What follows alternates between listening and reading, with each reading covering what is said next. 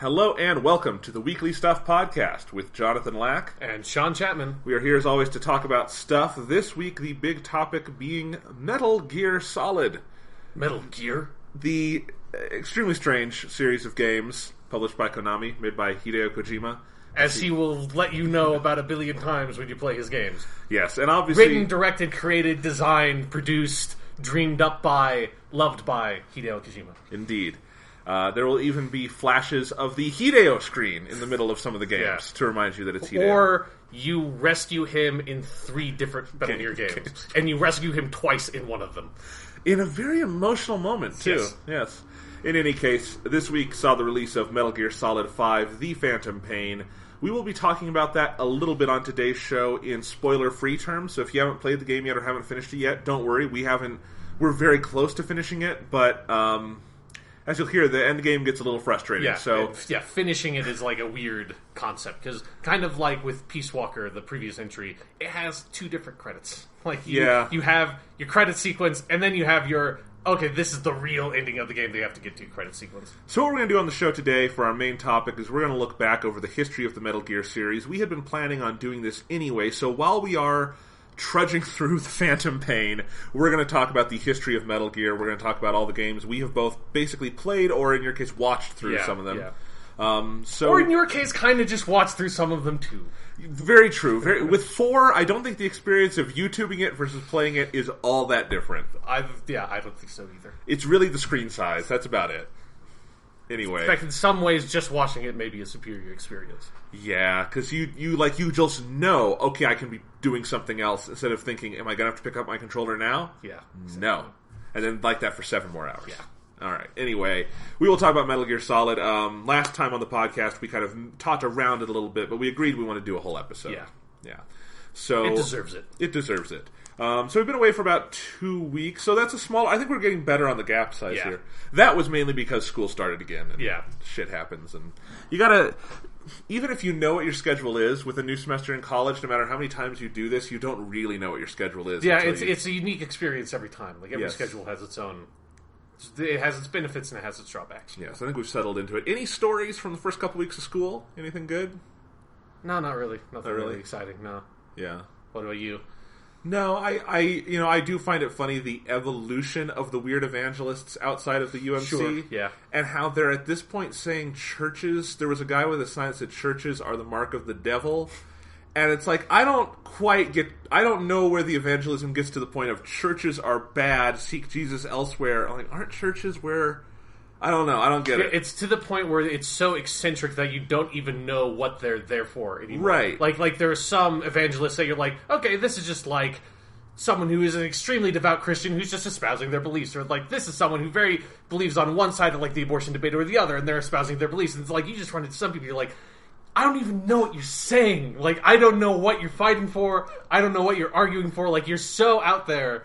There's no frame of reference for it. I know. It's very strange. Yeah. Because I think they're probably Christian because their sign says Jesus, and as I understand it, that's the religion that believes in Jesus. Yes. But beyond that, I don't get it. Yeah. Their signs get bigger every year, too. It's crazy. But no, yeah, classes are going well. I got one class that's Theories of Art History. And broad topic. Sean, do you know where people get Adderall on campus? Because that is a thing.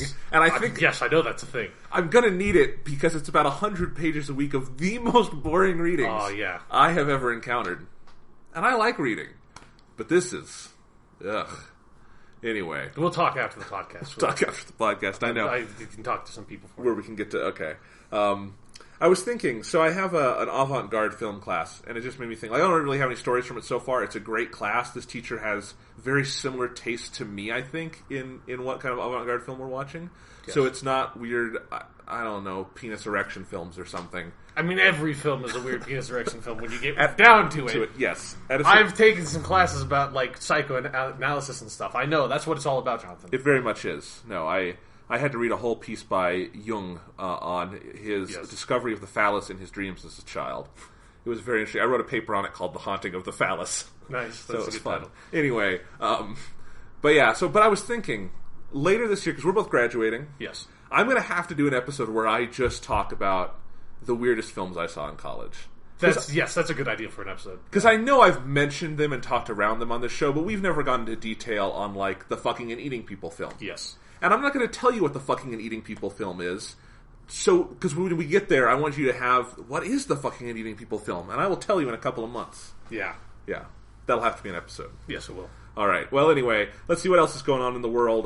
Before we get into Metal Gear stuff, other video game news. Destiny 2.0 launched this week. This is the big second year. Is that what it's officially called, or is that what people are calling it? Like, I can't figure out which it is. The update does bring it to version 2.0, okay. So that's why it's... Because I was confused, it's like, is that... Because it was like... Because I'm curious about, like, what the future of Destiny is going to be, because it's like, calling it Destiny 2.0 may be a weird thing if they're ever planning to release, like, an actual Destiny 2. Yeah. Which who knows if that's what they're going to do, or if they're just going to keep evolving this release, or what. It's not like the title screen has changed to say it or anything. It just means the version number when you update it, it had been iterating through 1.1, 1.2, whatever, and now it's at 2.0. Although they did on, like, the PS4 home screen, I assume it's probably the same for Xbox One. They changed, like, what the picture is, like, the tile. It freaked me out for the first when I first saw it, because I was like, "Wait, what the fuck is this thing?" Because it wasn't immediately clear to me that was what Destiny looked like after the patch. I was like, "Oh, okay, it's Destiny." I was like, "Did I download some weird fucking game when I wasn't looking?" Well, have you played any of it yet? No. I'm afraid that if I start playing another game, I'm never going to go back to Metal Gear. So I want to finish it before I start something else. I feel you, because I did when it came out yesterday. I played about maybe 2 hours of it. Started a new character. I had been meaning to start a Titan anyway, because that's the only class I haven't done yet. And I was waiting until this, and so I started it. And I did have to put it down at a certain point, because I'm like, I'm really enjoying this, and I kind of want to wait until I have more time to enjoy it. Yeah. But it's good. I mean, the first and most immediately noticeable thing is that Peter Dinklage, as you've probably heard, has been recast as Ghost, with Nolan North, one of video gaming's biggest and best voice actors. Yes. And prolific. Very prolific, and he is great. It's kind of amazing just how much better he is as Ghost, and how much livelier the game around him becomes. I think I was never on the train of, like, let's bash Peter Dinklage and say he did a horrible job, because I think, for one, a lot of different factors went into that. Yeah. And two, I never really hated Peter Dinklage's Ghost or anything like that. Yeah, it wasn't an amazing performance, but I didn't think it was terrible. No, but I do think now, hearing a really good, competent voice actor do it, it's like... I still wouldn't go back and say Peter Dinklage was bad, but you do see how much the game suffered by him being the primary voice of the game and having no real personality or polish on that performance. Having someone who really knows what they're doing, it's amazing, because it's still... The general idea of who Ghost is hasn't changed. He is a robot, he's kind of robotic. He likes his scanning, all of that. But Nolan North is good at being... He's a voice actor. He knows how to just subtly infuse a character with personality. And his Ghost, like, you get a much different sense of who Ghost is, and that he kind of has this vivacity for life, which I like. Which I think Ghost always had, because God, does he love scanning things. Yes, he really wants you to walk up to things and hold down square. Absolutely he does. And the new Ghost, like, I think this characterization fits that. So... It was fun. Like, I turned the volume up on Destiny for the first time in a while, because usually I play Destiny while listening to a podcast or watching a video or something. Yeah. And now I wanted to listen to it because I wanted to hear Nolan North. And he definitely, just the whole game feels livelier because of that. But then in addition, like, so much has changed with 2.0. Even though you're doing the same things you've done a bajillion times in Destiny, it feels like a different game. It really does. Like, the whole new overhauled quest system is really interesting. It kind of pops up on screen. You can track it from the select menu, which I don't know, the touchpad menu. The navigation mode. The navigation mode. Called. And I always forget what that button is called on Xbox One. 3 lines? Yeah. The 3 lines button. It's technically menu, I think, but fuck it, it's 3 lines. No. I feel like people conventionally call it the hamburger button is what I've heard the most. Because it kind of looks like a picture of a hamburger. There you go, that's good. And I'm actually thinking of the view button. I don't know. I think of them as select and back, or start and back, because that's what it was on the 360. So. It's easier names for buttons. It is. Anyway, so, then in the navigation mode you see those, and like there's a lot more you have to go interact with your... like leader of your class back at the tower, and they now have dialogue. It's all written. They didn't have people do dialogue, but like that they'll talk to you a little bit about the lore. It all feels more polished now, more direct, and I haven't obviously gotten with my new character to the level cap or anything, or the previous level cap, but I like that it's just all experience all the way through. They got rid of the light system, Or I should say they revised... They've turned the light system into what it should have been in the first place. Yes, it's a overall ranking of your overall defense and attack stats. And now I actually think it's really helpful, because it's nice to see when I equip a new piece of armor, where does my light go? Yeah, it's more like it boils down your gear stats into like a more digestible number, which is kind of what light did before, but like the way it was attached to your actual level, so that like as you got better gear, your character level went up from like 20 to like 21 up to like it's like 34 is the cap now. And so that kind of had a similar effect, but I feel like it's a really weird sensation when you're so used to just having level be associated with your experience and like gear stuff being something different. That I think this is just like an easier way to present that information, sort of incorporated into the game. It's much easier, and it means that so the new level cap will be 40 when Taken King comes out. And so you're going to get to go to 40, but then that light stat, I assume, is infinite, because you can just keep on getting new gear. Sure, and stuff. I mean, yeah, like up to, I mean, there's like a theoretical limit of if you get like all like the top tier gear for every single slot. But it means that it feels like there's going to be something to work towards, and it's not going to be tied to experience progress, which is nice. Yeah, because then it also, like, because the level stuff in Destiny, like, gates sort of some of like the difficulty of missions that you can do and like what equipment you can equip and stuff like that. Well, and they've changed difficulty of missions completely. Oh, cool. That is now tied to light. So, interesting. So far in the game, like I can't do a hard version of any of the levels so far. It's just doing it at normal, in part because I think they maybe want to slow down your experience because that's all there is now. Sure. But I've seen like, okay, once I get to 240 light, I can do a harder version of this. And I think that's a cool way to do it. Because, again, they can theoretically do that to a lot of iterations, not just tied to level. So, it should be neat. It's definitely a great foundation, and I'm glad they gave it to everyone, not just those getting the Taken King. And once the Taken King comes out, that should be pretty neat to see how overhauled the game will be. Then also, I know that, because I read the patch notes and everything, and apparently if you had, with like characters you were already using, if you had an exotic bounty in progress, it just completes. Because I think like they've changed how that stuff works. Yeah. So instead of it just going away, it's just done for you. Nice. It's fantastic, because I had like literally just started a new one and had no progress on it, but it's in my like my queue on my quest thing. So I'm really excited to boot it up with my hunter and just be like, now I get this gun that I'm probably not going to use because I probably have better stuff, but I just get an exotic, and that's great. Yeah. I am definitely happy just making like a clean start, because I have a warlock who's at the max level and has a bunch of great gear that I'm happy to have, but I also am kind of like with the new stuff, I just want to experience it clean because it's changed so much. And I actually really like the Titan class so far. I only played it like back in the alpha, I think. So a long time ago now, in terms of Destiny iterations. As Peter Dinklage didn't even have a vocal filter. Yeah. That was when that wizard still came from the moon. Absolutely. And that line is not... we don't get to hear Nolan North say it. Yeah, I'm still really mad that they took that line out. I think it's such a good line. Because I feel like some people misinterpreted like it is like people were actually angry about the line because it was a bad line. It's like I was enthralled by that line because it was a bad line. Absolutely. So... anyway, it's very enjoyable. If you haven't touched Destiny in a while, or if you haven't played it at all, now would probably be the time to get on it. Because I mean... because they've been making steady progress since Destiny launched, like making little updates, like bringing out those DLC stuff that has had a cumulative impact up to this point that, like, even before 2.0 happened, I thought Destiny was in a much better place. Like, I had a lot of fun with that House of Wolves expansion. That was great. Once I got to put some time into it, that did a lot to fix some of the problems in the game. And then now it just seems like they've kind of gone back and sort of, like, overhauled the game to sort of bring a lot of the stuff that they came up with some of the smaller expansion packs and sort of like make the game more holistically consistent. So here's the thing. I think if Taken King is really good, Destiny could theoretically have a higher place on my video game top 10 this year than it did last year, because I could just say the expansion pack. I was thinking about that when I was actually walking home just now. I was thinking, like what will I do with Destiny in my top 10 games of the year list? Because I think it's going to have to be on there somewhere. I kind of feel like I just want to make it my like honorary. Now it's actually my 2014 game of the year in some way. Yeah.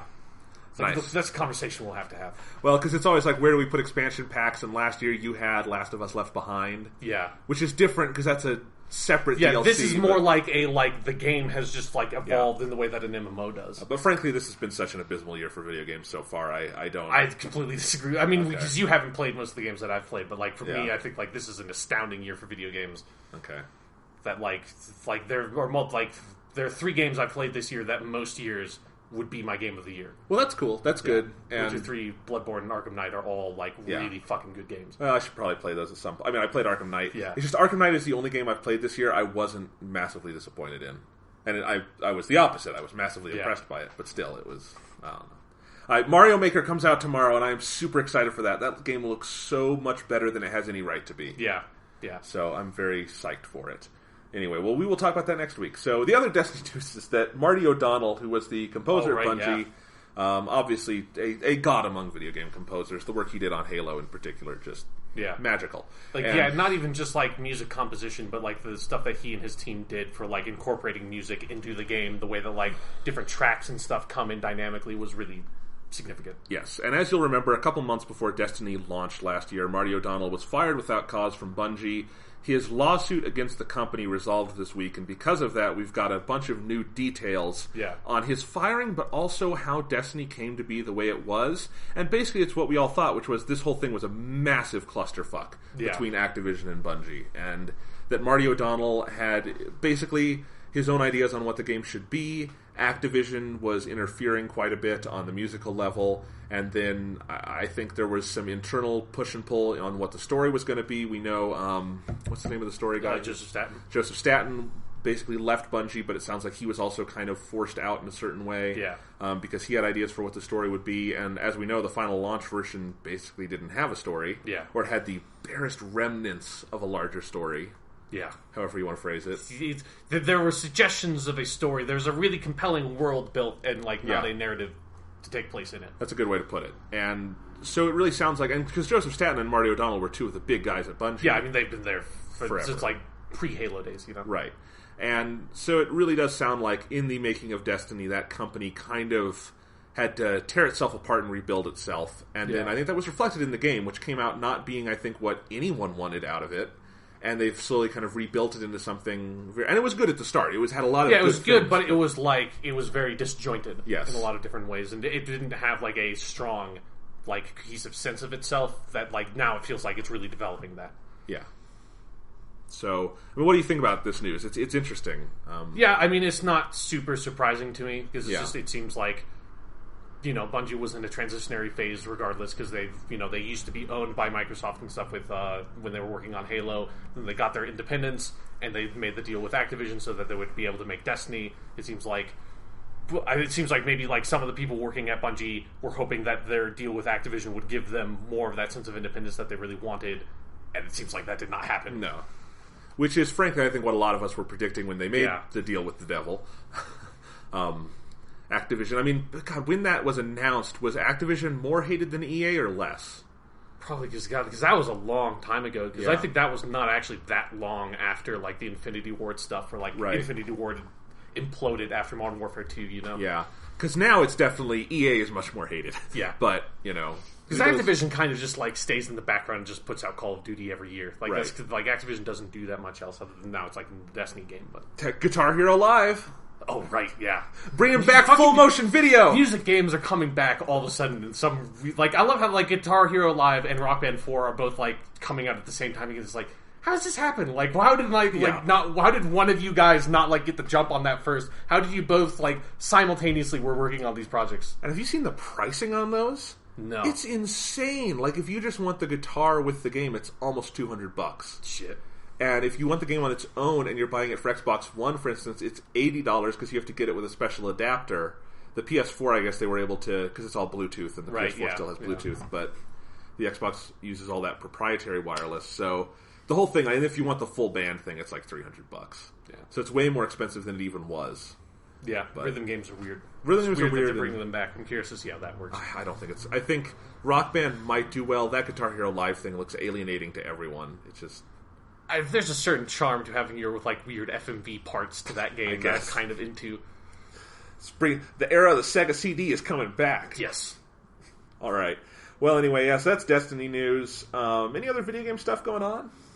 I don't think so. No, I mean it's all been fucking Metal Gear Solid 5 because that game is all-encompassing in its own ways. Absolutely. We'll talk about it in just a second. I did want to note, you asked me before the podcast, was there any movie stuff going on? Yes. And no, because as I was telling Sean, there's about 10 plus movies in theaters right now I really do want to go see, either out of professional curiosity in the case of something like Straight Outta Compton, for instance, which looks good, or something where it's just I like the genre, like The Man from U.N.C.L.E., which looks fun because I like spy movies. And then there's a bunch of smaller stuff. There were some indie films that came to some theaters in Denver that I really wanted to see. And all weekend long, I was thinking to myself, is today the day I'm going to go to a theater? No, I'm going to stay home. And I'm at the point where I just don't want to go to the movies anymore. So I really don't have any movie news. Or like movies that I've seen. Yeah. Other than news, I did read a report the other day. There have been some rumors going around that... So Batman v Superman, Dawn of Justice, the upcoming Warner Brothers epic... or however we want to say it. It's a movie. It's a movie. It's obviously done by now. I mean, it was originally supposed to come out this summer, so they shot it forever ago. So they're pretty much maybe working on final special effects, but they're in the stage where they have to show it to the studio. And some rumors and reports have been flying. I've seen at different locations that Warner Brothers is unhappy with the amount of Batman in the movie, and they want Zack Snyder to cut Superman's role down and add more Batman scenes. And then today there was an interview where Zack Snyder, I think, was trying to get ahead of this, and he was specifically responding to something Steven Spielberg said about Steven Spielberg thinking superhero movies are going to be like westerns, and that it's a sort of like a phase, and it'll kind of go out. Which it will. That's yes. How that's all the movies... kind of genre it is. Yes. It's not like romance movies or comedies or horror. It's like sci-fi or something. It's a setting genre, not a like style genre. Right. And of course it'll happen. This happens with musicals, westerns, all these kinds of things. Yeah. And but anyway, he was responding to that, and he said, someone asked him, I think, about this, and he said, well, there is more Batman in the movie, at least at first, because, we already know this Superman, and we don't know this Batman yet, so we had to have a lot more time with Batman. And that could be totally valid. Sure. I don't know when the movie comes out, but I like the idea of him, like, I don't know, because my opinions on Man of Steel. I just like the idea of him. It's like, we really know this Superman. I'm like, no, he's not fucking Superman. We don't know anything about this fucking character. You didn't develop him in the slightest. We know everything about Batman because Batman's so much in the public conscious. Yeah. Like, obviously you have your own take on him. Batman's fucking Batman, though. Like, you don't need more Batman in your movie, man. No. Like, we all get it. But I do think that's funny that Warner Brothers is trying to push him in that direction. It doesn't really surprise me, but it is like at a certain point, that is so the wrong attitude to go into any of this with. Because, like, just look at what Marvel... Again, you have to make the Marvel comparison. Yeah. But Marvel is hedging all their 2016 bets on Captain America Civil War. And they very easily could have billed that as the Avengers Civil War. Yeah. Or, frankly, as Iron Man Civil War if they wanted to, because both of those are bigger properties than Captain America. But they know they've put in the legwork, and people like Captain America now, and that will do well as a Cap movie, and I assume it will be aimed as a Cap movie above all else. Yes. I have faith in that. Yeah, me too. And that's the attitude you have to go in when you're doing a shared universe, not who's the most popular, let's put them front and center. And that was actually why Jon Favreau got kicked out of the Marvel Universe, is because when he was going to direct the Avengers, he very clearly said it's going to be an Iron Man movie with guest stars. And that's how he thought it should go. And I think that would have been a bad idea. Yeah, that's the wrong approach. Right. And I understand the instinct, I do, from like a commercial level. Yes. But you have to kind of work beyond that if you're going to make this thing work. Yeah. It's just like, stop with like the like I love Batman, don't get me wrong. I mean, we had that whole podcast about Batman Arkham Knight where we talked about how much we love Batman. But like, I don't need, like, I also really fucking love Superman, and Superman has like never been done right in like the public conscious. Like, it's like, it's really frustrating.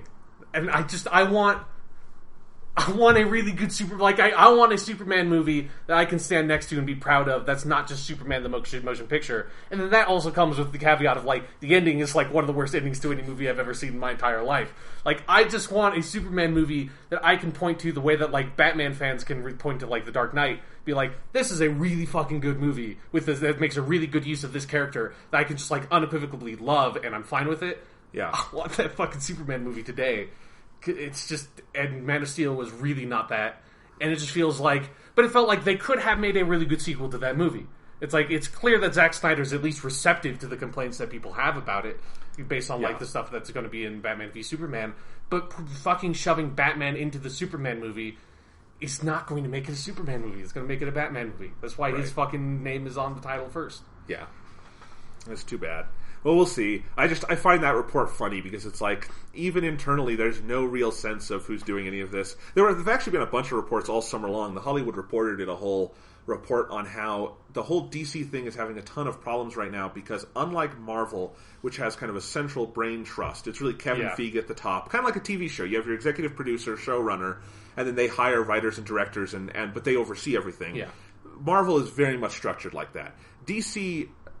There is no DC. It's Warner Brothers and people who are making DC movies, but DC is not its own company in a film sense, we should say. Yes, yeah. They don't have like a film division or anything. No. Yeah. So it's just Warner Brothers people trying to do this, and the way they're doing it is like really aggressive and kind of disgusting when you look at it. So like for Wonder Woman and Aquaman and a couple of the other upcoming movies they're doing, what they've been doing is hiring 2 or 3 writers and having them compete. So they will each write a script. And then they will pick which script they like best, and that's horrific. Like I don't know. That's not a good condition to like make art in. No, you know? It's like that's a very business. That's a very cruelly business minded sensibility. Yeah, and I'm surprised the WGA doesn't have rules against that yet. Maybe they will one day, but that's such an abuse of writers. That's really fucked up. But they're doing that and a bunch of other things where they clearly have no central idea of what the universe should be, so there's no like de facto leader of it. So everyone is working on these separate things but not sure how they're going to go together or what the tone should be. The general mandate has been no jokes, it has to be dark, that sort of thing. Which I love when we do a comic book movie and the mandate is no jokes. Like when one of your like most popular characters is called the Joker. Yeah. You can't even, like, have a gag or two. Right. So, like, Suicide Squad is being made in a near-total vacuum from Batman v Superman, but with some kind of interference at the top level to make it... So, I don't know. It's like it's all really muddled. And it's just the problem when you... Like, we have to make the comparisons to Marvel because they're trying to do the Marvel thing. Yes. But you can't do the Marvel thing unless you start from the ground up. Yeah. And, Also saw a headline... I only saw the headline, I didn't click on the article, but it just made me laugh because it was just like a quote from Jason Momoa basically saying, when you see Aquaman, nobody's going to make fun of Aquaman anymore. I was like, yeah, sure. Yeah. Of course, yeah. Like, they've tried to make Aquaman really badass before. It's never worked. No. Because I've seen their Aquaman costume. There's that photo out. It's hilarious. It's like they gave Aquaman a beard and like a big eye scar. They cut his hand off and put a hook on it. They're like, we're going to make Aquaman edgy and cool. Because like DC's idea of making characters edgy is kind of like Kojima's. You just chop their arm off. But it's like, it never fucking works. Unless you give him a rocket arm, it's not going to work. Yes, well, I think we've said enough on this, and I think that gives us a good transition. Sean, before we get into the main Metal Gear history discussion, let's just spoiler-free thoughts on the Phantom Pain while it's relevant. Right. Just so people know. I mean, we've each put in probably at least like 40 hours into this thing, right? It's a time-consuming game. Yeah. What are you thinking of the Phantom Pain so far? It's like my thoughts on it are kind of like my thoughts on all Metal Gear games. Really, are really complex. That I think the gameplay is really good. Like the stealth action stuff. Like if anyone's played Ground Zeroes, they know the game controls spectacularly. It's technically very accomplished. Like it looks very good, and it runs at a really rock solid 60 frames per second, which is very impressive. And like I enjoy a lot about it. Like I enjoy a lot of the stuff they brought over from Peace Walker. Like I like. I like Fultoning dudes, I like sticking a fucking balloon onto a motherfucker and sending him up into the sky while as he screams manically and his hat, falls down, and then he goes back to my base and, gets put into my, reserves of people and stuff that make stuff for me. I like that stuff. I like a lot of the missions, I think, are very well designed. I like the open philosophy of it. I think it's very impressive for most of the missions. This is not true for all of them, but most of the missions... There's an impressive number of ways that you can go about things, just in terms of they will tell you that you kind of need to do something, but you kind of but you can subvert most of the objectives in interesting ways. In terms of they'll tell you don't tail this guy, but if you say kind of I'm just going to kill him. There are other ways to gain the information you need in the mission to accomplish the objectives. That kind of stuff is very well done. And so all of the raw gameplay experience of when I get into a mission and I'm just playing the mission. That stuff, again, not for everything. I think there are a couple of missions in the game that are really, really bad, but most of the missions, it's once I'm in it and I'm playing it, I'm really satisfied. My main problem with it is that outside of that, like the auxiliary systems in the game, the extraneous systems in the game, I think are really woefully undeveloped, and that includes stuff like the story and the characters, and even the mother-based stuff at some point in the open world just feels really hollow and empty in a way that's like, if... Like, I think making the game open world was a mistake. Not in terms of, like, the level design. I think that was a good idea for, like, making the levels very open. But, like, they're trying to create this huge scope for the game. Just made it so that the game feels like it's very empty and there's a lot of dead time between doing things. That, like, when I said that the game was very time-consuming, I meant that in the sense of, like, it's not necessarily just, like, a long game. It's that, like... Everything I do in this game takes so much time that's like I have to go back to, like, they're going to send me back to Mother Base after a couple of missions to see, like, a nothing cutscene for, like, 5 seconds of like, a kid named Eli who's not even really a character yet, and I played fucking 40 hours of it. He stands on the deck and stares at you, and I'm like, okay, that was great. Like, I spent, like, 3 minutes, like, doing a side op. You kicked me back to Mother Base to see this. Now I have to go into a load screen, to go into another load screen to get into a mission. You know, it's like, there's a lot of that stuff that's really frustrating for me, that the more I play the game, the more frustrated I get with it. Yeah, I agree with all of that, and I've been trying to think of how I would sum this up, because, as I said last time on the podcast, I do like Metal Gear. I would consider myself, in a general sense, a fan of the series, I guess. And there are a couple games in the series I think are fantastic, and a couple that are less so. This is a game where I like parts of it very much. In fact, I like a lot of it very much. Yeah. I cannot say I like the game. In fact, I would probably at this point say I pretty heavily dislike the game. And I would say it's easily, to me, the weakest Metal Gear game. And at a certain point, however good the mission-to-mission mechanics are, doesn't matter when that's a little tiny sliver of what you're doing. And I would very much like the focused, traditional 15 to 20 hour version of this game. I think you could still have the Mother-based system. I think you could still have Fultoning. Peace Walker is that. Right. I think you could do all of that and make a great 15 to 20 hour campaign, but it's coming out in this culture where everything has to be open world, and I am at a point where I fucking despise open world games. I can't get into them. I can't stick with them. I think they're all so goddamn similar. I think, I wrote this on Twitter the other night, open world games give you this illusion that you're in control and more freedom and that it's a sandbox environment and all that. And I think it's bullshit because they're all identical in what you do, which is you have to run to here and then do that, and you have to collect these things, and you have to do this endless list of filler shit to get through it. You have to do prisoner extraction mission number 27. Right.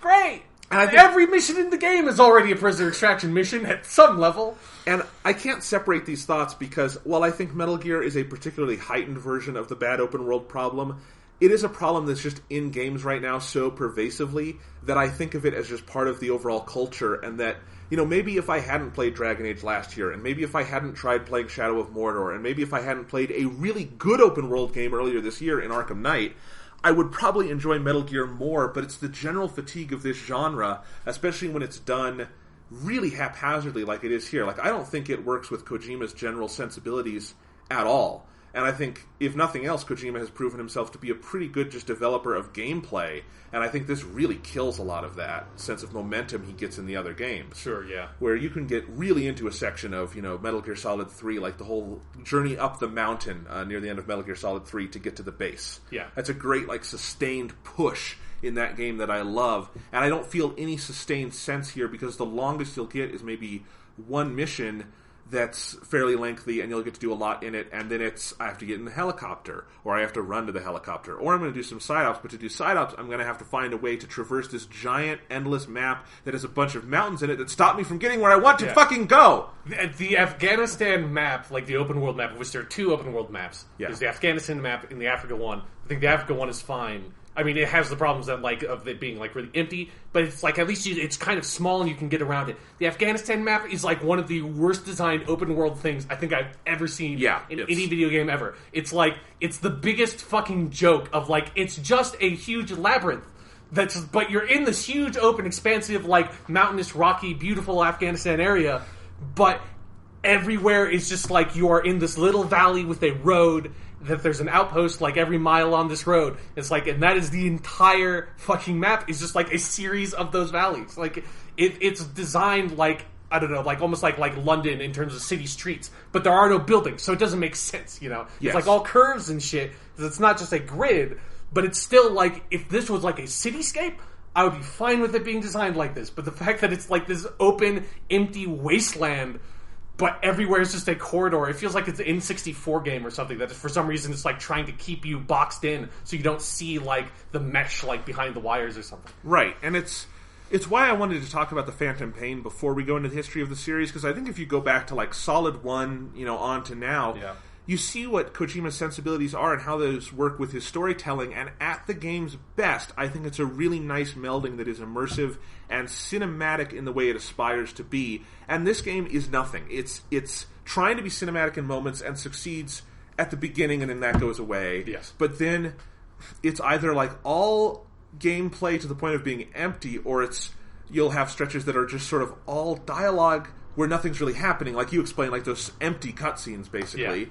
Which are beautifully shot in service of nothing. Yeah, it's like it's so just like it's the most facile story. Yeah. Like even Destiny like has less of a story, but I feel like I like the story in Destiny more because it feels like you're doing stuff. Yeah, it feels like the shells of characters in Destiny are more characters than the shells of characters in Metal Gear Solid 5. Like Ghost is more of a character in Destiny than Revolver Ocelot is. Or, like, the random lady, like, hunter lady that you run into in the Destiny plot is more of a character than, like, anyone... Quiet? Yeah, almost anyone in Metal Gear. Like, the one character that's a character in Metal Gear Solid 5 is Huey. He has a subplot, he has a character something going on there. But it's also not that interesting. But... at least there's something. Like, nobody else has a character arc. You're right, except the Huey thing annoys the shit out of me, because it's clear at every... This really isn't spoilery. It's clear at every turn that he is a traitorous piece of shit, and Miller keeps saying, we have to kick this traitorous piece of shit out, and I'm like, I'm all for it! Let's kick this traitorous piece of shit out! And then we don't do it, and then he betrays us again, and then we say we should kick this traitorous piece of shit out, and we don't do it! Yeah. God damn it. But at least he's like being a traitorous piece of shit is like an identity, Yes. Like, who is Revolver Ocelot in this game? Like, who is Big Boss in this game? Who is Quiet? Like, Miller is like the biggest. He's a huge wet blanket, so at least there's that. Like, he's got a little bit of character trait. And Miller has at least some good moments. Like, I think that actor gets to bite into some stuff really well. I like that actor Robin a lot. Atkin Downs, he's in a lot of stuff. He's a good voice actor. He's good, and he's of all the voices in your ear in Metal Gear games, he's my favorite. Yeah, I agree. But anyway, like, what I found myself thinking last night when I was playing this is, I genuinely like Ground Zeroes, the little almost demo preview, more than I like this. I really do, because I actually like Ground Zeroes a lot. I think it's a fun game. I think all the different side missions they give you, they're all good operations that are fun to play. I've put a ton of time to it because I've basically 1,000-pointed it. I've got like one little achievement left to clear, and I just have to do a couple little things in the missions. But I've replayed it over and over, and part of it is that the map is open, but it's what I thought Phantom Pain would be more, which is that you go in there and the map is open, but it's more directed, and there's a story bookending it. And I think if Phantom Pain was a series of those kinds of things, it could be great, and it feels like that's probably what it wanted to be. Like Ground... It's because Phantom Pain has that really weird television show aesthetic thing, like kind of pasted on of like, every time you go into a mission, it's like, says like, episode number 12... back up, back down, or whatever, and then it like fades in and you have credits, although it's really weird because the credits say the character names and not the actor names, which I still can't get used to that, and I still think Punished Venom Snake is really fucking stupid. Yeah. I like Naked Snake more, because you can make a lot more jokes with Naked Snake. But it gives you all your character names, and you fly in with your helicopter, and you jump out, and then when you beat the mission, it gives you credits that, like, mercifully you can just skip every single time, because there's no reason to watch, like, blank end credits at the end of all of those missions. Yeah. But, like, and Ground Zeroes had a similar thing to it, but at least, like, Ground Zeroes, like, in the main Ground Zeroes mission, like you said, like, there's a story bookending it. I have my problems with what happens at the end of Ground Zeroes, personally, particularly because I play Peace Walker, and I really don't like what they do with pause and stuff like that. Yeah. But at least it's a fucking story. Like, even if I don't like the particulars of what they do, like, I appreciate that they gave a story. That's what I'm saying. Yeah. Then it's like, the Phantom Pain should have had that. And there's, like, 5 missions or maybe 4 missions that kind of have that, although even then it's not as much as what Ground Zeroes does. And there is no mission or environment or area I find anywhere near as interesting as the Cuba base in Ground Zeroes. Yeah, because they're all, like, they're similar to the Cuba base in terms of, like there are a lot of different ways that you can approach things, but they're all, like, on a slightly smaller scale. Like, because almost all the missions are you infiltrating some sort of base. It just felt like when I played Ground Zeroes, this is the natural, perfect evolution of what this series was. Like, I think, we're going to talk about this, Metal Gear Solid 4 was, I think, a really imperfect attempt to modernize Metal Gear for a current generation. And Ground Zeroes felt like, no, this is it, because it keeps Kojima's cinematic sensibilities, but it updates everything to make it more fluid. The gameplay is rock solid, it's really tight, it's really fluid, and the environment is really interesting, so it does everything the previous games did well, only better, and with even if you don't like the story, it has a framework for you could tell a good story in it. Yes. And Phantom Pain isn't like that at all, really, and it almost feels like between Ground Zeroes and this, they changed what they wanted the game to be. I mean, it really does feel like there was a lot of disagreement on what this even wanted to be. It feels very disjointed, the final product. Yeah, and it does make you wonder... Because I know, like, there is, like, some beef between Kojima and Konami. Right. Because, like... Scorched earth. And like, you know, like, Kojima has that quality to him of where, like, it feels like he's a guy who's going to spend a lot of money when he's making his thing because he's going to do... Because, like, you know, say what you will about the Phantom Pain, but, like, the toolbox and, like... The number of things that they give you and the number of like just random nonsense that can happen that they have like accounted for and designed for is really huge in this game. Like yes. To a scale that like almost no other game can really match. I mean, most of it's not actually like very substantive, but like and all Metal Gear games have kind of had that quality for like the era that they were in. But It's just like there's a lot of weird shit that can happen that like you would just not really expect that anyone would like program the game would have like particularly gone in and like made sure that can happen. But like the thing with that is that that's going to drive your budget way up, and the amount of time it's going to like make your game way up. It seems like Konami is a company that already seems like for a while has not been that interested in actually making video games, and is way more happy doing all their weird like pachinko stuff in Japan. Yeah, we're not super thrilled with Kojima spending all that money. So I'm sure there was like a lot of like back deal, like, weird shit going on with that game. Yeah, but I think my final word on Phantom Pain so far would be, it is a lesson to me, and I think it's a lesson a lot of video games are teaching us these days, that less is more is not always more, and I think I compare this to the giant expansiveness of Phantom Pain. It never reaches a tenth to me of the involvedness or emotional impact or just general fun I had playing Metal Gear Solid 1. Even with its, shitty pixelated graphics and everything, that game is way more involving to me.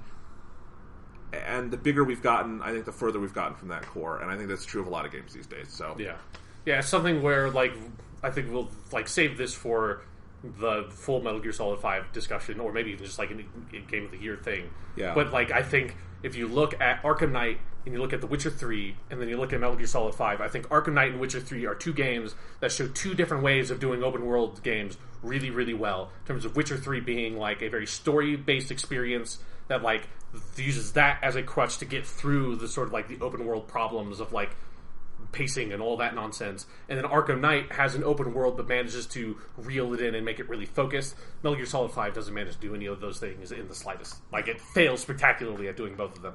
Yeah. So we'll get into more of all of that next week on the show, but for now let's talk about the history of the series. So Sean, yes, we both played all of these relatively recently. Within this year, yes. Yeah. So I just went ahead and bought. If you have a PS3, there's a great set you can buy. It's Metal Gear Solid, the Legacy Collection. It's not technically in print anymore, but there's enough copies so you can get it new for like $20. And it's got 1, 2, 3, 4 in Peace Walker, 2, 3 in Peace Walker in HD remasters, 1 as a PS1 classic. And it's also got the VR missions that were with 1, and it's got the like digital comic book stories. So everything Kojima ever was in, and it's got Metal Gear 1 and 2 from the original. So everything Kojima ever did for the series is in that one box, and I love that, because with a lot of long-running series, it's tough to get everything. Yeah, especially in video games, like it's because of like the way they can be distributed across all these different platforms and stuff. Right. So it was really nice to just say, okay, that's all I need. I need that one box, and I get it all. Yeah. And that was great. So that's how I played it, all on the PS3. How did you do it? Yeah, so for me, I'm going to give a little plug here for giantbomb.com is a website that I go to a lot for video game stuff. If there's people listening to this that are interested in like video game news and stuff like that, and are really interested in sort of like talking and thinking about video games, I highly recommend the website. It's fantastic. And they did a feature basically at the beginning of this year called Metal Gear Scanlan, where one of their staff, Drew Scanlan, who's someone who never played any of the Metal Gear games, was going to play through all the games. And they ended up playing through all of them in a year, though they didn't plan to do that. So which kind of just like worked perfectly in the time frame for Metal Gear Solid 5.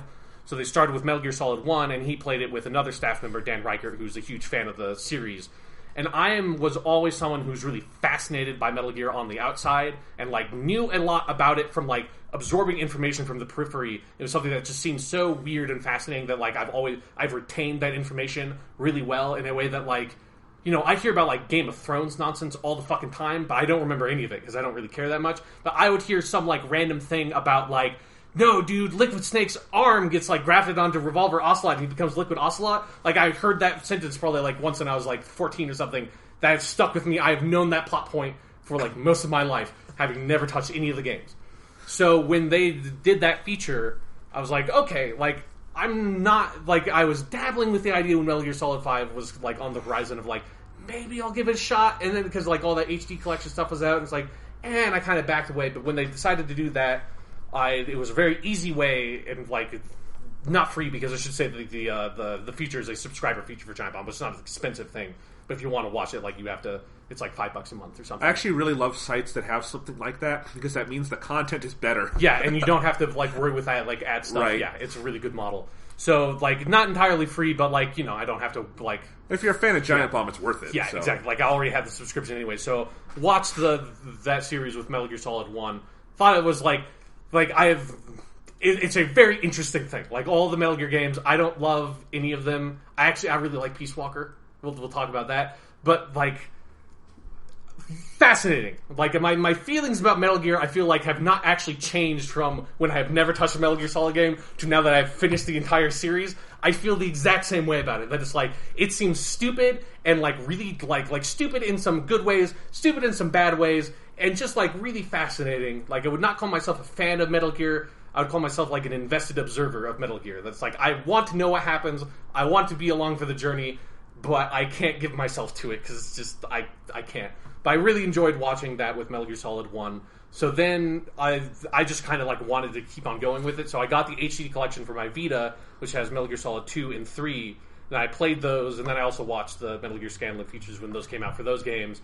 And then when Metal Gear Solid 4 came around, just because like school was starting up, and then you basically told me that, well, most of the game is just cutscenes anyways, and like the timing was like, well, they're starting Metal Gear Scanlan 4 right now, so I was like, okay, fuck it, I'll just watch that. So I just watched that one and played Peace Walker simultaneously, and then once I finished with that, I played Ground Zeroes. So that was sort of like, so yeah. I've not played 1 or 4, but I've seen them in their entirety being played and know a lot about them because there was like a lot of like random trivia stuff that Dan Reichert talked about on Metal Gear Scanlan. So I feel like even if I haven't like fully played them, I have like a complete enough experience of those. And actually, I feel like I have like a very complete experience of Metal Gear Solid 2 and 3 because I have both played them and seen them play through in their entirety.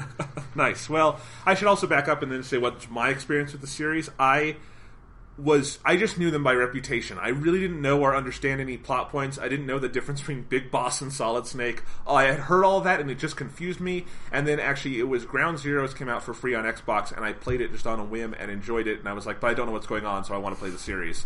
And that's why I went back and did all that. So yeah, like that's something like you say, like playing Ground Zeroes and not knowing what's going on. There's one thing about the series that I think is amazing is that every single step of the way, Kojima has been absolutely adamant in not allowing like any sort of leeway for newcomers to the franchise. Like no entry into the series is like a good spot. Like even Metal Gear Solid 1 is kind of a bad way to start because it just starts with all this like bullshit like backstory about like Big Boss and all the shit that happened in Metal Gear 1 and 2, which were 2 games that came out on the MSX, which is like a PC platform that never came out over here. It's just like, and those games never came out over here. There was an NES port that was very different, and for all intents and purposes, is a different game. Yeah, it's just like so. Like the story has always been confusing.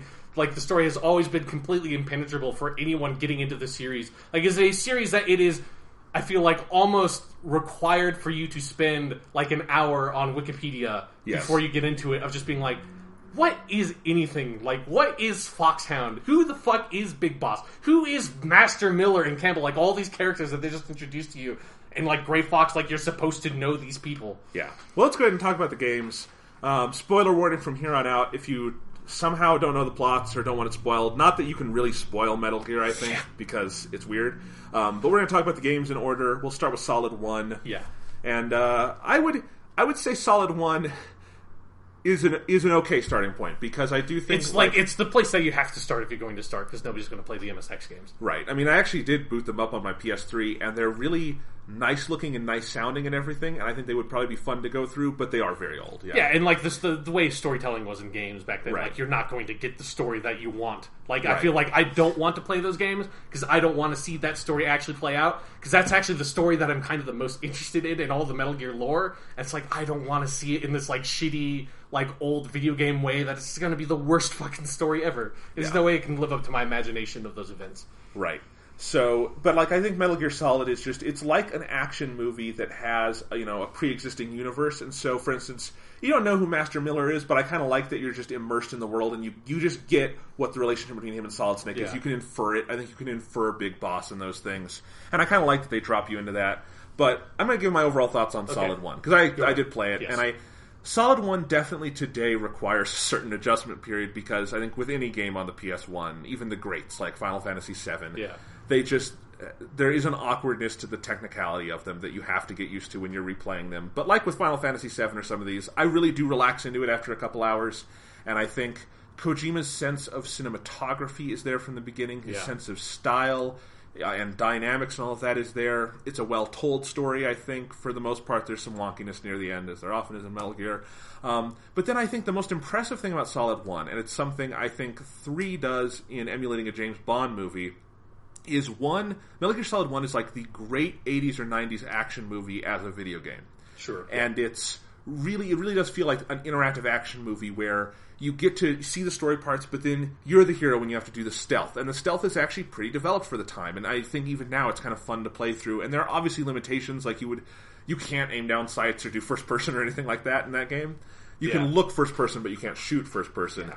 But you get used to it, and it's fine. And then I think the boss fights are at their absolute best in 1. They never topped those boss fights, and it really does feel like when you get to them, like the first fight with the ninja, who's Grey Fox, or the helicopter fight on the tower, or especially when you're just fist-fighting Liquid on top of Metal Gear at the end. It's like you're getting to these awesome big action beats and getting to experience them, and you kind of feel the gaminess of it and the old gaminess of it just melt away, and you have fun with it. And I think in many ways Metal Gear Solid 1 is the purest of them, because it is a very direct story. It's just you have to stop this terrorist organization with the nuke. There's no patriots. There's no giant conspiracy. There's a little bit at the end, but it's... You get Revolver Ocelot saying, Mr. President. But that's it. It's like, yeah. What? Right. Which is the ending of every Metal Gear game. It's like, what? And then they just retcon what that is, like, in the next game anyways. So... it's very direct. Solid Snake is, easy to reconcile as a hero in that game. Sure. He's, just doing his stuff. I think there's some good relationships Name in there. means nothing on the battlefield. I love that. I think there's a bunch of just nice, vivid characters in that game. Like, I really like Meryl in that one. I like Otacon right from the beginning, because his kind of bromance with Solid Snake is always fun, even if Otacon as a character is frequently problematic. He's, says, when you first meet him, it's like, I'm a fan of Japanimation. You're like... Oh, right, people did call it that in the 90s. Yeah. Like, it's weird to think about the day before, anime was, the accepted term for Japanese animation in America. Yeah. So I just think Metal Gear Solid is kind of, compared to the other games, it's gloriously uncomplex. You can just, on its own terms, it can be enjoyed and is fun. And it's got some issues. There are cutscenes that run way too fucking long in that game. Yeah. Especially near the end. But there are also some really good cutscenes in that one. And especially when you, shake out and you're like, oh, right, their mouths aren't moving. In fact, they don't have mouths. In fact, they don't have eyes. In fact, they don't have features. But you know what? This is kind of moving anyway. Yeah. And it's amazing that could be pulled off. It definitely, I think, my favorite in this series by far is 3. I think 3 is just fantastic, and I really love it. But I think in terms of influence and accomplishment, 1 is the best thing Kojima's ever done. Yeah, I think I mostly agree that, especially when you... look at its place in history, which is the game came out in 1998, which is when Ocarina of Time, Half-Life, StarCraft, a very foundational year for video games, especially going into sort of 3D becoming the dominant form and stuff. And Metal Gear Solid 1 is the game that made that sort of cinematic storytelling step that obviously is hugely influential, because it's kind of the primary mode that most video games tell their stories in, Yes. Most video games go in for, the elaborate cutscenes every once in a while, and, the sort of, the big over-the-top action stuff. That's so common. And Metal Gear Solid 1, this isn't the first game to do that, obviously, but it's, the one that popularized that kind of thing. And then also, it did... I'm not a huge fan of the stealth genre in general, especially if you go back to, early stealth games. I have never been able to like those. But, like, it is sort of, like, foundational in that genre in a lot of ways as well. And not being, like, as sort of, like, technically impenetrable as something like the old Thief games and stuff like that are. But, yeah, like... And I would say that probably, like, looking back on it, obviously having only, like, watched it, I kind of look back on Metal Gear Solid 1 with the most fondness, because I do think there's, an uncomplicatedness to the story. Like, it's a complicated story, but, like, compared to where Metal Gear goes, it's, like you said, it's straightforward. Like, it knows what it's wanting to do. It knows, like, the kind of movies and stuff that it's aping, and it just kind of goes for it and has fun with it. I think, like, in a lot of ways, Metal Gear Solid 1 is also very frustrating for that reason, in terms of, like, I think the story gets, like, really, especially, like, when you get kind of into the back parts of it, it gets really thematically unfocused. Like, as soon as it starts talking about, like, genes and shit like that, with, like Liquid and Solid being so funny. Clone, it's just, like, you have no idea what you're talking about, and none of this was, like it's the thing that is true for every single Metal Gear Solid game, except for maybe Peace Walker, and even Peace Walker a little bit, because Peace Walker has it the least, is that every single fucking Metal Gear Solid game, it feels like Kojima has, like, 2 things he wants to say, and he doesn't say either of them. It's like, Metal Gear Solid 1, the whole, like, first part of the game when you're going through all the bosses, and I love all the bosses, I think they're all cool characters, you know, like Revolver Ocelot, Sniper Wolf, fucking Psycho Mantis, all those characters are cool and have, like, all their, like, cool little sub-stories, Vulcan Raven and shit. Love all those guys. And that's my favorite kind of stretch of it, because it's like, it feels like each character, you do this, like, very anime thing where you, like, fight the villain, you beat them, and then they give you their backstory in, like, some really, like, tragic flashback sequence. And I feel like all that stuff is done really well, and it all feels like it's pretty focused on, like, building this idea of, like, you know, these are these soldiers that have been, this sort of the running theme in Metal Gear, of, like, these soldiers who are kind of betrayed by their country, betrayed by the people they're fighting for, and decide to fight for themselves and fight for their ideals and that stuff. And all that feels like, yeah, like, you're really building up to something. And then you get into Liquid Snake, and it's like, now it's all about this weird gene stuff, about, like, recessive genes and all this nonsense, and, like, gene soldiers. It's like, it feels like you did not make the bridge between these two thematic ideas that you needed to make, and, like, it's consequently, like, I don't like the ending of Metal Gear Solid 1, just because it's like, it felt like you're building up something really good, and then you just went off into La La Land, and it's gone. And Metal Gear Solid 2 does that the most. All of them kind of do it.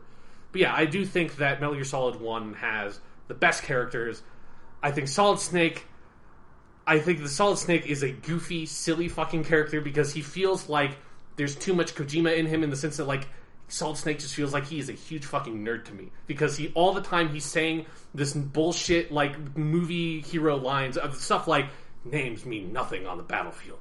Like, I'm not a legend, I'm not a hero. Like, all that stuff. And it feels like he's saying it because it's, like, something he saw, like, said in a movie somewhere, not because he's actually a cool guy. It feels like he's constantly trying to be a cool action dude, but he's never the cool action dude. Because he's also always undermined by, like, stuff like the weird, like, flirting and stuff that happens every once in a while in Metal Gear Solid 1. You're like, this is really awkward. Like, you're flirting with Mei Ling, or you're flirting with Meryl, and it, like, gets weirdly sexual in a way that's, like, a little bit too far to just be cool action movie dude hitting on the girl. Like, I find his characterization really plot problematic if you're trying to take the game seriously in any way. But if you're just watching it and having fun and goofing with it, I think he's really fun because he's so silly. Well, and look, here's another conversation we're going to have through all of these, which is, where is the line of self-awareness in Metal Gear? Yes, which I find impossible to figure out. Impossible to figure out. I do think, if I look at the commonalities between my 2 favorite games in the series, which is 1 and 3, I think that line is pretty confident in what it is and how self-aware it is,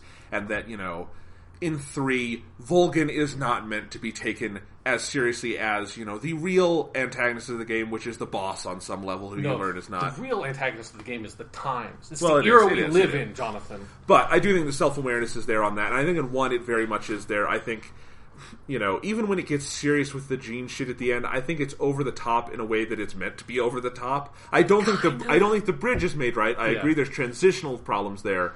But, like, you just listen to Liquid Snake's performance, and then it does end with a fist fight on top of Metal Gear, and things like that. And I feel like there's a quality to it, especially where then, like, if you see, like, where, because you're just drawing commonalities between 1 and 3, but if you, like, then look at, like, 2 and 4 and see what they do, I feel like it's hard to then be very confident. I agree. Like, I feel like you're just cherry-picking the stuff that you want to be good from the games, and ignoring the fact that, like, if you look at it in its totality, like, the way that 2 and 4 take themselves seriously, they take themselves super fucking seriously sometimes in a way that you're like, you are a fucking lunatic. Like, what are you doing? Like, the Beauty and the Beast squad bullshit in 4, it's there's no line here. Like, this is just like, you have gone insane. No, I agree. I think Metal Gear's sense of humor died with 3. I don't think there's any sense of humor in the games past that. Yeah. Maybe a little in Peace Walker when you Fulton people out in the comic book scenes. Yes. But other than that, I think it goes away completely. And it's really too bad, because I think it's amount of levity that helps those first 3 games. 1 and 3 in particular. But the other thing I do want to mention about 1, I think 1 sets the precedent for one of my favorite and most creative systems in any game ever, which is the codec. I think the codec is a brilliant invention. I love the way you can just at any point in 1, 2, or 3 bring up your codec, talk to whoever you want to, and it'll feel like an organic part of the story. Like, this is something, no matter where you are or when you do it, Snake would do this now. That conversation would happen. It never feels really out of place. And everyone has their own little quirks. Like, I love that when you have to go talk to Mei Ling to save. I think that's it's brilliant. Yeah. And I think with Mei Ling, like, she gives her little, proverbs, and it's great writing, and the chemistry there is really fun. I agree when he starts hitting on her, sometimes it's a little weird. Although I also like that she is clearly just, like, she does not view him as sexually threatening, which is funny. I do think that is a self-aware thing about Solid Snake, is that he wants to be a ladies' man, but he really isn't. Yeah, it's just like, but it feels like, but I don't understand how that quality of him is supposed to mesh with the rest of the game, where he's supposed to be a cool action dude. It feels like it undercuts Solid Snake, and then tries to build up Solid Snake, and then undercuts him. You're like, who is the... And it consequently makes, like, Solid Snake feel like he's not a character anymore. Like, I feel like I have made up a character for Solid Snake that does not exist in the actual game. No. Look, Metal Gear is nothing but inconsistent. We can agree on that. But, and I love how the codec carries through in 2 and 3 also. Yeah. Like, I have some problems with how it's used in 2. Like, I think Rose starts interesting, and by the end it's just droning. Like, the going to the character to save thing really backfires for them in 2 when they make you go to the most dreadful character to have to save. Yeah. But in 3, it's fun again, because you get Paramedic. 3 is, like, arguably, like, the best, other than Otacon at the beginning of 2 is the best. But Paramedic, I just love just her, like, talking about, like, in weird detail, like, really period-appropriate movies. Yes, that's great. And like, and the thing is, I think when it's working, Solid Snake or Naked Snake get characterized through those codec conversations in a way they often don't through the story. And I think 3 is much better in balance, because Naked Snake is a much clearer character in that. Sure. I think. I will go to the mat on that one. He is a character. I feel like he is a character. He does not have the Solid Snake quality of, like, he's nothing. I almost kind of feel like I feel that way more because of what Peace Walker did in 3. Okay, well, and I didn't like Peace Walker at all, so we can get into that. You didn't even finish Peace Walker. It's so awful. It's unplayable, but we'll get into that. It's the best Metal Gear. Feels way more dated than Metal Gear Solid 1, and it came out a lot more recently. So anyway, let's see. What else was I going to say? So yeah, I love that codec stuff. I think the series definitely lost something in 4 when they basically ditched the codec. The codec is there in 4, but it really shouldn't be for what it's used for. You can basically only call 2 people, Otacon or Rose. Don't want to do that. Then Rose just says psych over and over, and you're just like, wow, how are you people not pronouncing this psyche? Why are you saying psych? What crazy world? Okay, we'll get into that when we get to 4. I can't go off on that now. One other thought on Solid 1 I want to bring up. Okay, yeah. Here's a weird connection. I'm trying to figure out how to word this.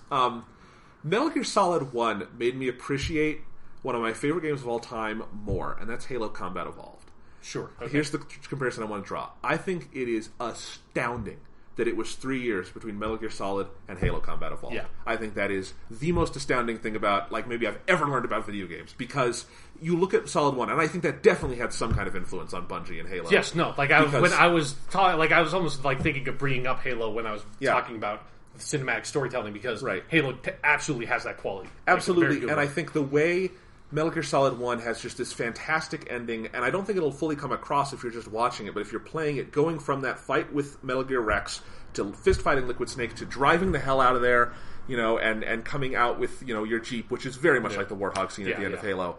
I think Halo went for something similar, where obviously Halo doesn't have a lot of cutscenes and it's mostly player-oriented, but I think they took that idea of all of this energy and momentum is going to go into what the player is doing, and the big cinematic things can come across through gameplay. Yeah. Halo did that perfectly, and I think it's amazing to me, though, that Halo, and I know it's because I played Halo Combat Evolved relatively close to when it came out, but that game has never felt dated to me, really. Mm-hmm. I go back to it now, and whether I'm playing the remastered version or the original graphics, it doesn't matter. It's something that is so eminently playable and easily playable, and I think most games from 2001 aren't like that. Frankly, most games from 2010 at this point aren't like that. Yeah. That's a game that just hasn't aged. And so it made me appreciate Halo because Metal Gear does all these great things, but you do have to put yourself in kind of, I think, a scholarly mindset to enjoy it. Yeah. It's kind of like doing research, I feel like, when I'm watching an old movie sometimes. Yes, exactly. And you know which old movies are great versus which ones are great for their period by how do I enjoy them. Like, Charlie Chaplin is eternal, D.W. Griffith not so much, if I want to draw that line.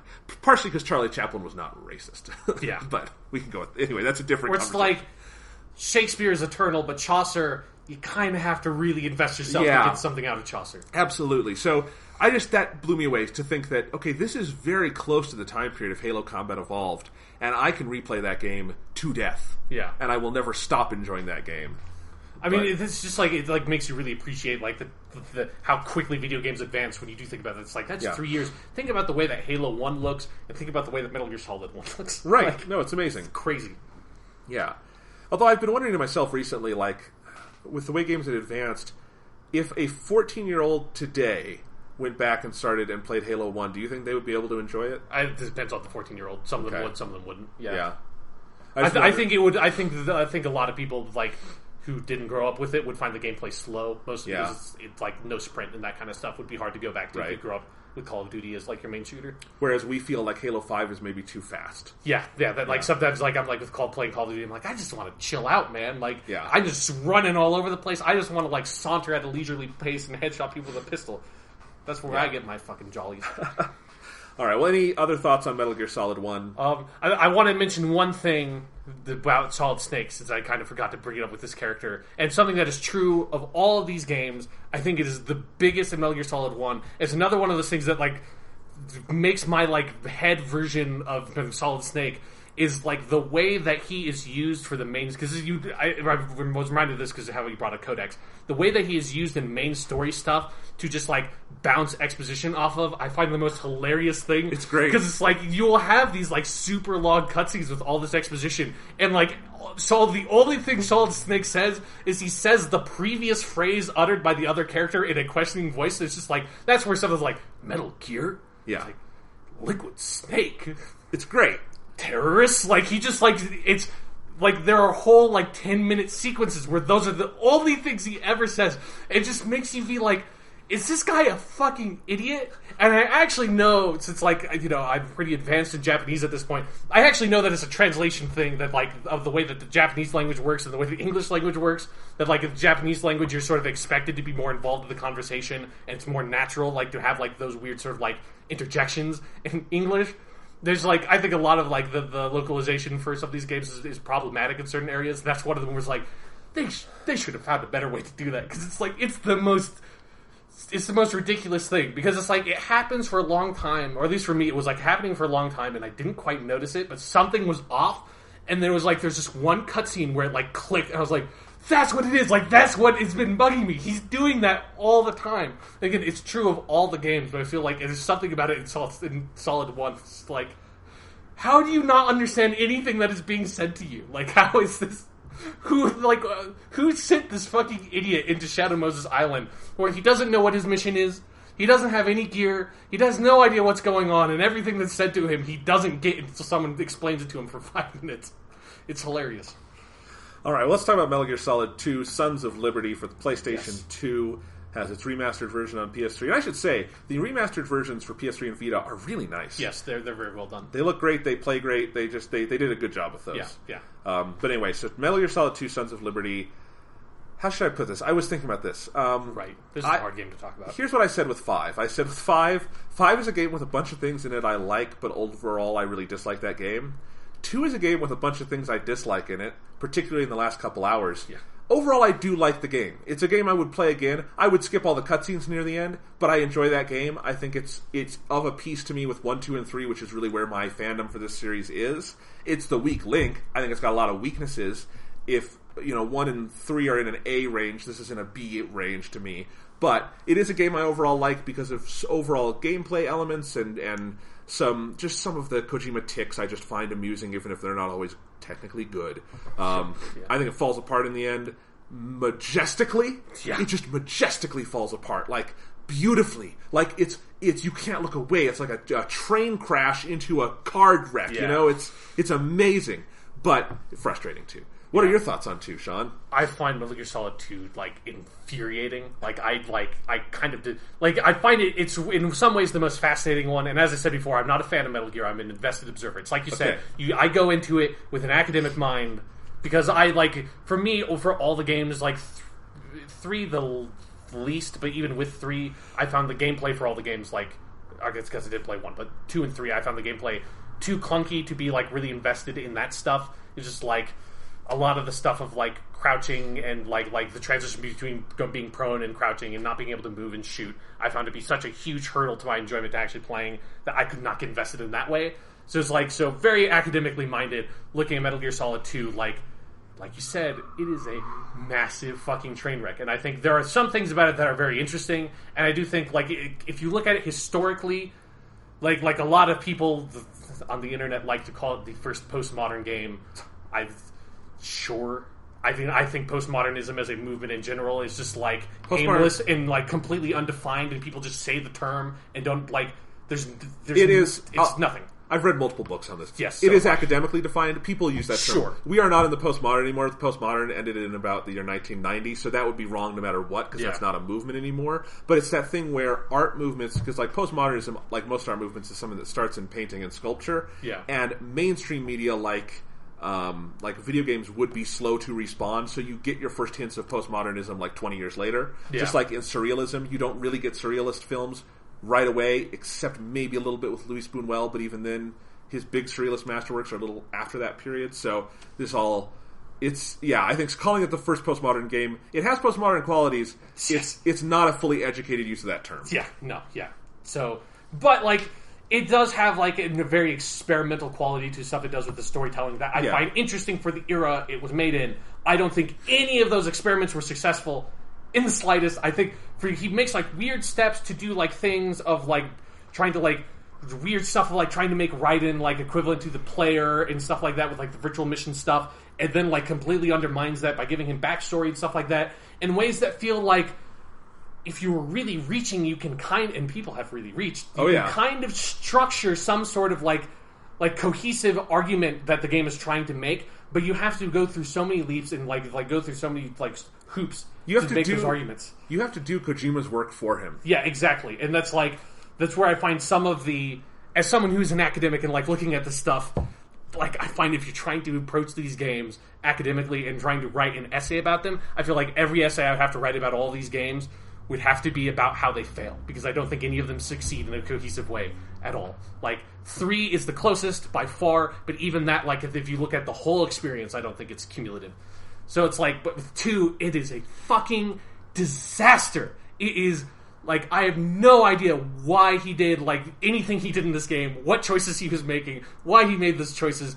Every step of the way, I'm completely perplexed by what he's doing with the story of this game. Yeah. Let me walk you through my experience with it. Okay, yeah. Because it's a game that kind of falls apart in bits and pieces as you go along. Yes. Because it doesn't start bad. I really don't think the beginning, the tanker mission is really good. No, it's great. I really like that part. I love the tanker mission. I think it's just a good prologue. I think that's something he generally can do well. If you consider Ground Zero as the prologue, I guess, to 5, that's the best part of the game.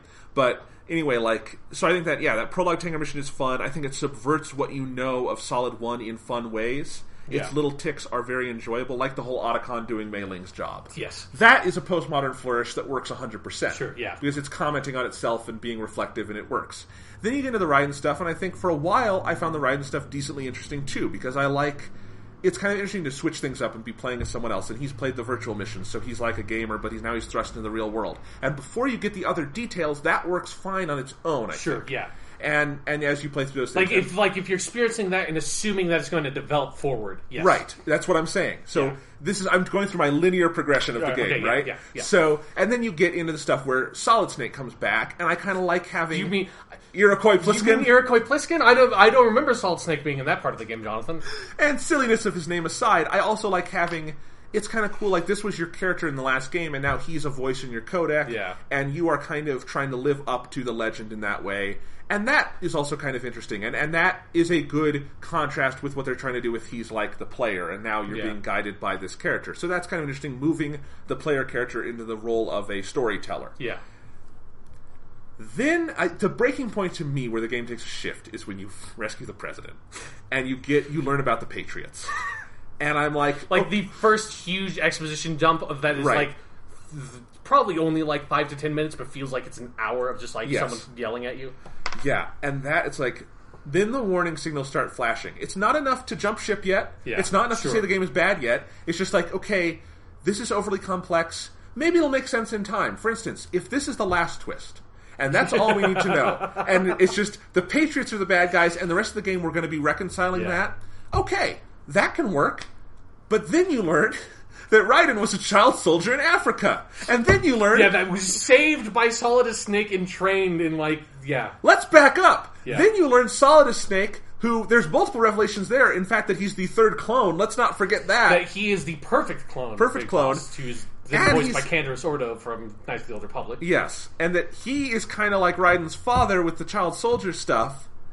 And then you get to, like, the climax of the game, and you learn there's a whole Metal Gear Ray army, and you learn that the Sons of Liberty, Solidus Snake's plan, wasn't to take over this Metal Gear Ray army anyway. He just wanted one because he wants to learn the name of the Patriots. And at that point, I'm like, okay, if that were the ultimate twist on its own, I think that could work too, because that on its own is a decent idea, that he did all of this just to try to figure out who the Patriots were, and it's kind of noble. I like that.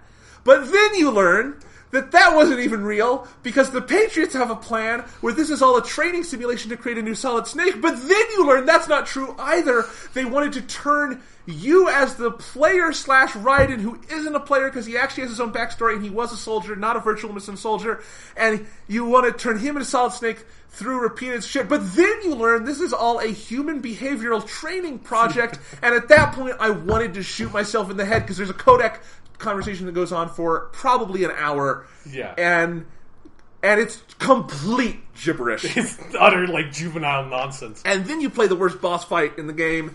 And then Solid Snake is somehow in New York. Yeah. And he gives you a like, dog tag, and you're like, what? And then you reunite with Rose, who at that point you're not even sure is real. So, yeah, and she's pregnant. Or is she? Dun, dun, dun!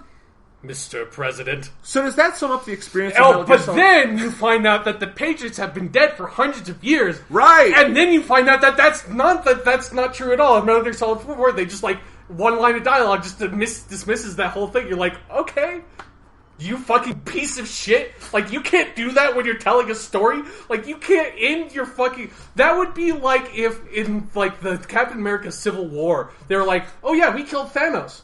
And it was like, what? Yeah, between the movies, he's dead, and the Infinity Gems, like, that's all over. Like, you can't do that! You can't just have, like, all your post-credits shit, like, your big twists be building up this thing is like, oh my god, the Patriots have been dead the whole time, what does that mean? And you're like, oh no, we were talking about the Patriots who died when they were old, because they died when they were old hundreds of years ago. We weren't talking about the Patriots who succeeded those Patriots. Like, that would be like, if in, like, the fucking 1600s, you're like, what? Like, Britain's not a monarchy. Their monarch died 200 years ago. Oh, wait, I'm just talking about Henry IV. Haha, never mind. I'm not talking about Queen of the fucking Victoria at all. It's like, you can't do that.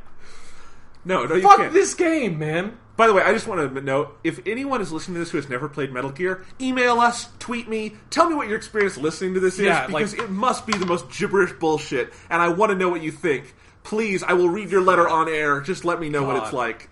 Hey, but Jonathan, you forgot the most crucial part of the entire plot. What is it? You forgot the part where Otacon has a sister who's been in love with him the entire time, and you find out that she's traumatized and afraid of water because her father, who's Huey Emmerich, committed suicide, and when he did, he like grabbed her and they committed suicide by drowning himself in the pool because he found out that Otacon, who was underage, was having an illicit relationship with his fucking mother. Like, you forgot the most important part of the entire plot because they spent like 2 hours on it. Except for maybe it's not the most important part because then they completely forget that happened. It feels like the whole series has forgotten that there was a whole weird fucking incest plot involving Otacon. How can we take this stock character seriously? How has this not ever been addressed again? The one thing I agree with all of that, except I would not use the word forgot for me. I would use the word repress. Yeah. Because I'm repressing that because I generally like Otacon as a character. And actually, I generally liked that stretch of the game because I think it's kind of the environments you go to are kind of fun and cool. And if they're not just like orange industrial buildings. Sure, and I like some of the infiltration stuff there. I like the underwater parts. But yes, now it's all flooding back, and I really do feel I repressed it. I completely forgot about that until you told me. That's also the first time you get the beauty of Otacon trying to be sad. Boo-hoo-hoo! Boo-hoo-hoo! Like, that actor trying to act sad is the most... It's the saddest thing I've ever seen. It's like, dude, stop. Like, you can't... Christopher Randolph, who voices Otacon, has a quality to his voice that I have never heard in video games before, where in certain contexts, he's fantastic. Like, if he's doing the Mei Ling impression or something or he's just giving you some technobabble, he's actually really fun and a good voice in your ear. Exactly. But if he has to emote, oh my god, it's like the most pathetic thing ever. Yeah, and tragically, they gave him the most tragic backstory of, like, every character ever. Like, that dude has, like, the deepest fucking emotional scars of, like, all these characters. And Raiden was a fucking child soldier who's been manipulated by AI programs his whole life. Like, even that, I feel like, is a backstory that I would rather have than to have the life that Otacon led, you know? It's like, fucking what the fuck, man? One of my favorite things about playing through the Metal Gear games was I did this over the most recent summer. I was home for a couple of weeks just kind of hanging out because my brother was home and just wanted to hang out with him and my mom because we hadn't seen each other in a while. And so I was playing these games while I was home, and my brother Thomas would keep walking in, and he was kind of interested. He's kind of like you, like interested observer, and he wanted to know, it's like, fill me in on the story. And at a certain point, and in 1, that was really easy to do. And it was, he kind of had fun watching me play it. And then with 2, he would walk in after like an hour, and he's like, what happened? It's like... Patriots. Let me explain to you what the SSS is. Yes. It's like, and I couldn't do it, and he was like, you're joking, right? That didn't happen. I'm like, it happened. He's like, that's not true. And he would walk out of the room, and I'm like, I don't really believe it either, but my eyes told me I saw it. Like, what is it that, like, is it like the System for Societal Sanity? What is it that SSS ultimately stands for? That's what it is, but before then it's something like Solid Snake something. Yeah, it's all this thing. Yeah, I can't remember, like, all the... I really wonder what it is in Japanese. Yeah. Is it different, do you think? Or I don't know. Is it... Oh, that reminds me of, like, something... This is another thing where, like... I just feel, like, bad for the translators for this, because there's... I think it's actually kind of cool if you know Japanese, that whole lali lule lo thing. It's like... Because they have... The whole Patriots have their thing where it's like... It's so silly in English, because they just didn't make any effort to try to translate it anyway. I don't know how you would. But, like, because they have, like... I think in Metal Gear Solid 4 they like retcon it as like they're like nano machines and say they can't say the Patriots, whatever. But they do that thing where it's like they instead of saying the Patriots they say the lolly lule lo, which if you know Japanese, you know that like the Japanese alphabet is organized like in a consonant way, that like consonants and vowels. Yeah. So you have like kaki kuke ko or sashi suso. Rari rure ro, right? But lolly lule lo, it's supposed to be an L sound. It is, okay. It's the only thing about Metal Gear Solid 2 that I think is successful and interesting in a narrative way. Because the whole thing is that the Patriots are trying to control society through like the internet and bullshit. And like so the lali lule lo standing for the Patriots is that it's the thing that cannot be said. Because in Japanese you don't distinguish between an R and an L sound. That's kind of combined. So it's like lali lule lo is like the sequence in the Japanese alphabet that doesn't exist, that can't be said. That is the one. That's actually kind of clever, yeah. Like, that's clever and interesting, and I find that fascinating and a really cool idea. Unfortunately, it doesn't translate. Again, like, I'm not saying that like the translation job is bad. I don't know how you would do that, but it was like that's really cool. Unfortunately, it's just kind of thrown into all this bullshit that like all the rest of it doesn't make sense. It is nonsense. Well, and this is how I've described 2 in the past, is that I think it's got a bunch of individual good ideas that you could build a game around. Like that ultimate Sons of Liberty twist that they want to just find the names of the Patriots. That's fine. Yeah. If that was what you were building to, that would be great.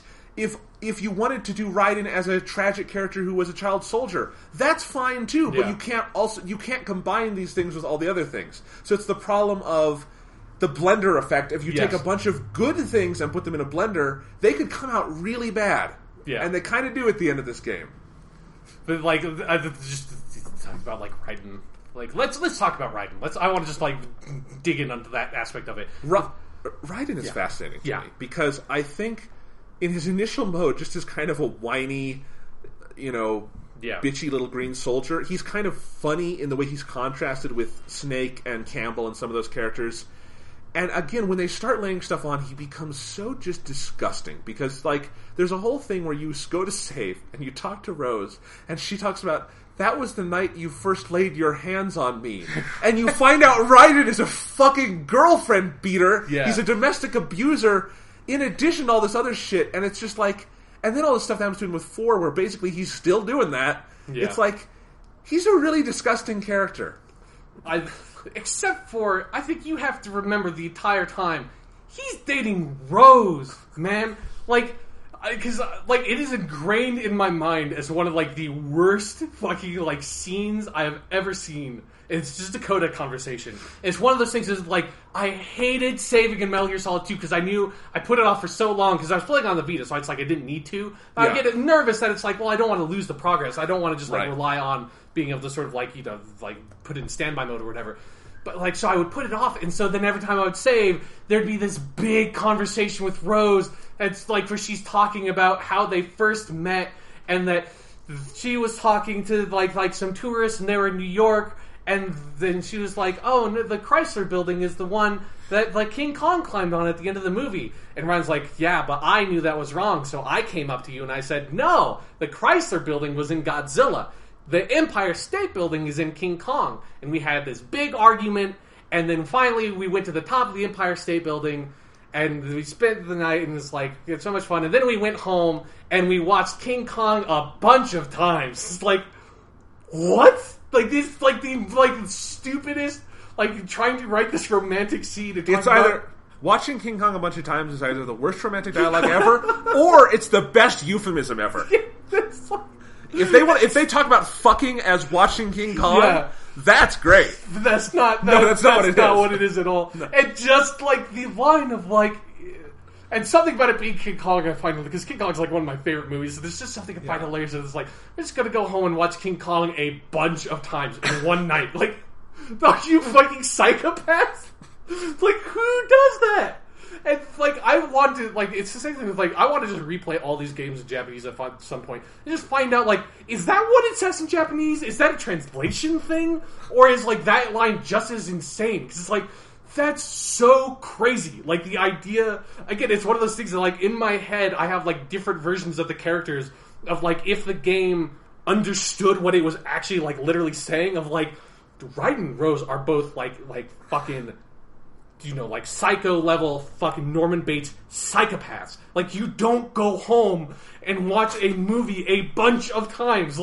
That's not, you just watch it once, that's fine, that's normal. I would love to watch King Kong right now. Watching King Kong twice, that's kind of weird. Maybe if you're high, maybe.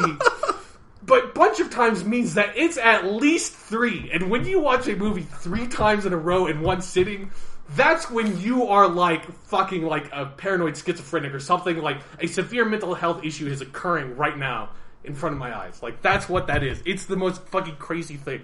And that's just one example. That's the most vivid example I can remember. That's where every conversation with Rose is like that. And it doesn't help that the actress is playing Rose. She's not terrible, but she's not particularly good. Which is how I would describe Raiden, too. Yeah, personally. Exactly, yeah. And here's the thing. Again, I think just in theory, the idea of having this troubled protagonist who his girlfriend he's estranged from is your safe person and you're trying to get back with her kind of through that, I think that on its own could be done really well. Yeah. Because the whole thing of, she just doesn't understand him, she wanted to see his room, all those things. And there wasn't any, it was completely empty, which, the idea of that scene would be okay if it wasn't delivered in, the most hacky way. Yeah, I'm saying you could do good versions of all of this, and I think you could do really good versions of this, but the execution, as you say, watching King Kong a bunch of times, is this Harry Knowles writing the romantic dialogue? What the hell? I don't get it. And just, the idea of someone, of an American not knowing that the Empire State Building was the building at the end of King Kong. That's just insane to me. That's one of the most iconic images in... Yeah, exactly. Yeah. There's... I would assume that, probably that's, for, most of the world, that's probably true that you would, kind of know that once you get to a certain age. But for America especially, There's no fucking way that she wouldn't know that. That's crazy. I'm also not sure, I think everyone knows the Empire State Building by sight. I don't know if I would say that about the Chrysler Building. Yeah, I actually kind of have a hard time, imaging it in, my head. Right. I can see the Empire State Building in my head. The Chrysler Building just kind of looks like a building to me. Right. I know it's got kind of an Art Deco thing about it, but I don't, it's a very different kind of thing. So, yeah, who knows? It's fucking...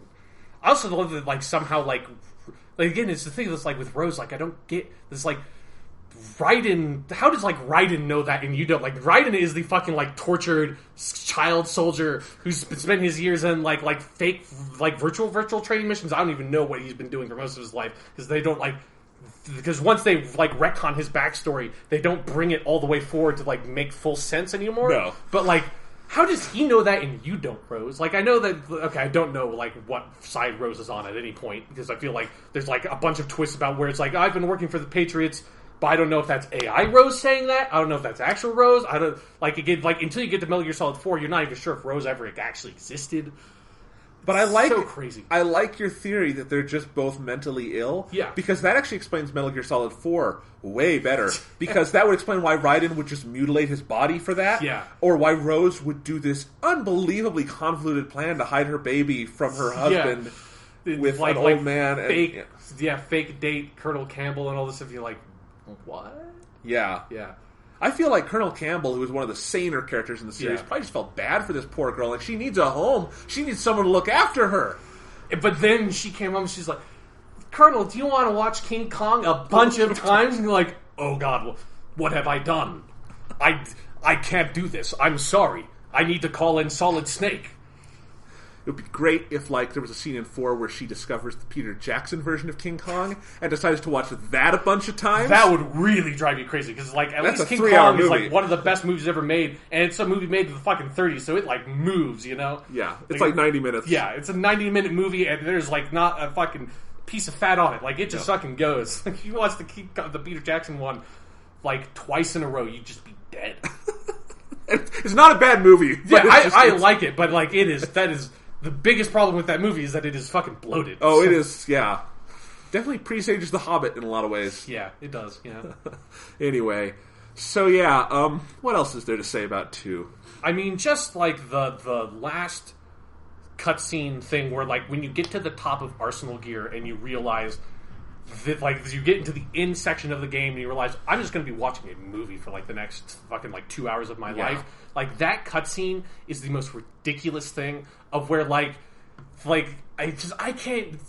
I fucking played this game only, probably, 5 months ago, maybe even, sooner than that, and I watched it through its entirety. I still cannot, fully tell you, the sequence of events. Yeah, because I feel like everybody switches sides, 3 different times in that one scene. Do. And it's just, how you can't do... it makes, all the double crosses become completely meaningless once the third one has happened, and they do, 12, you know? It's yeah. And every side is switched constantly. And this is why I find this game so frustrating, is because if it were just a bunch of bad gibberish, that would be really easy to write off, and I don't think we'd be this passionate talking about it. Yes. The problem is, I think there's a lot of good ideas and good individual moments in there. I think that cutscene you're talking about at the top of Arsenal Gear has some brilliant moments. I think it moves from being this is awesome to oh, this is the stupidest thing 5 different times. Right. And I think it's beautifully directed for the time it was made. I mean, it's better than most cutscenes now, just in terms of technical direction. And I think that whole scene, what's the villain who can't die?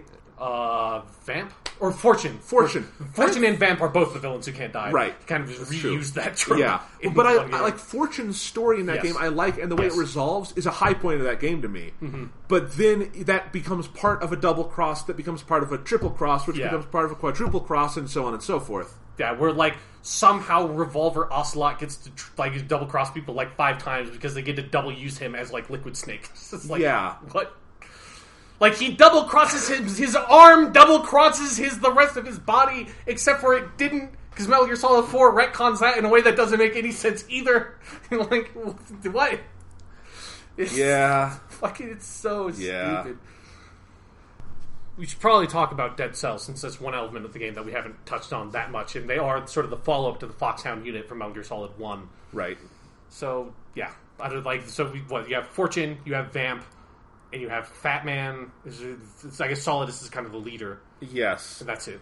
Right, and Olga is off on the side Yes, as a separate... fake Grey Fox. Right. Fake cyborg ninja. That's a weird part of the game. Anyway, but yeah, it's weird because I don't, hate any of the Dead Cell stuff, and I think those fights are interesting to varying degrees, but I do think they're so much less vivid as characters. Yeah.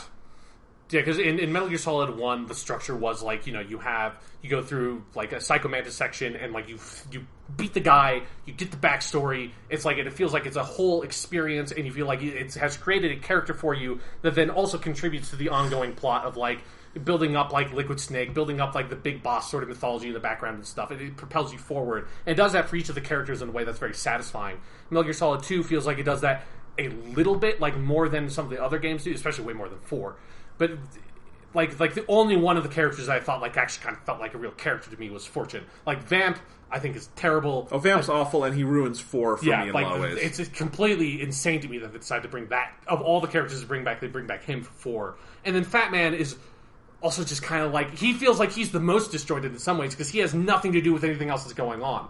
Because he's just planting bombs and it kind of has nothing to do with the president kidnapping plot, which is actually a nuke kidnapping plot, which is actually all this other bullshit. He's just kind of well, we need to have some gameplay in this video game, so let's put this boss with all this bomb stuff, which is literally the majority of the game you play as with Raiden, is just taking care of the bomb stuff. And then you defeat Fat Man, and it's well, now we're just going to railroad you into the plot. Yeah, it's weird, and I kind of like the Fat Man boss fight because I love that you just have to get him. Fight, yeah. I like that you just have to get him on the ground and shoot him in the fucking head. It's crazy, but anyway. That's actually probably Fat Man is probably actually one of my favorite boss fights in the series, just in terms of the mechanics. I thought it was a good one. It was well structured, and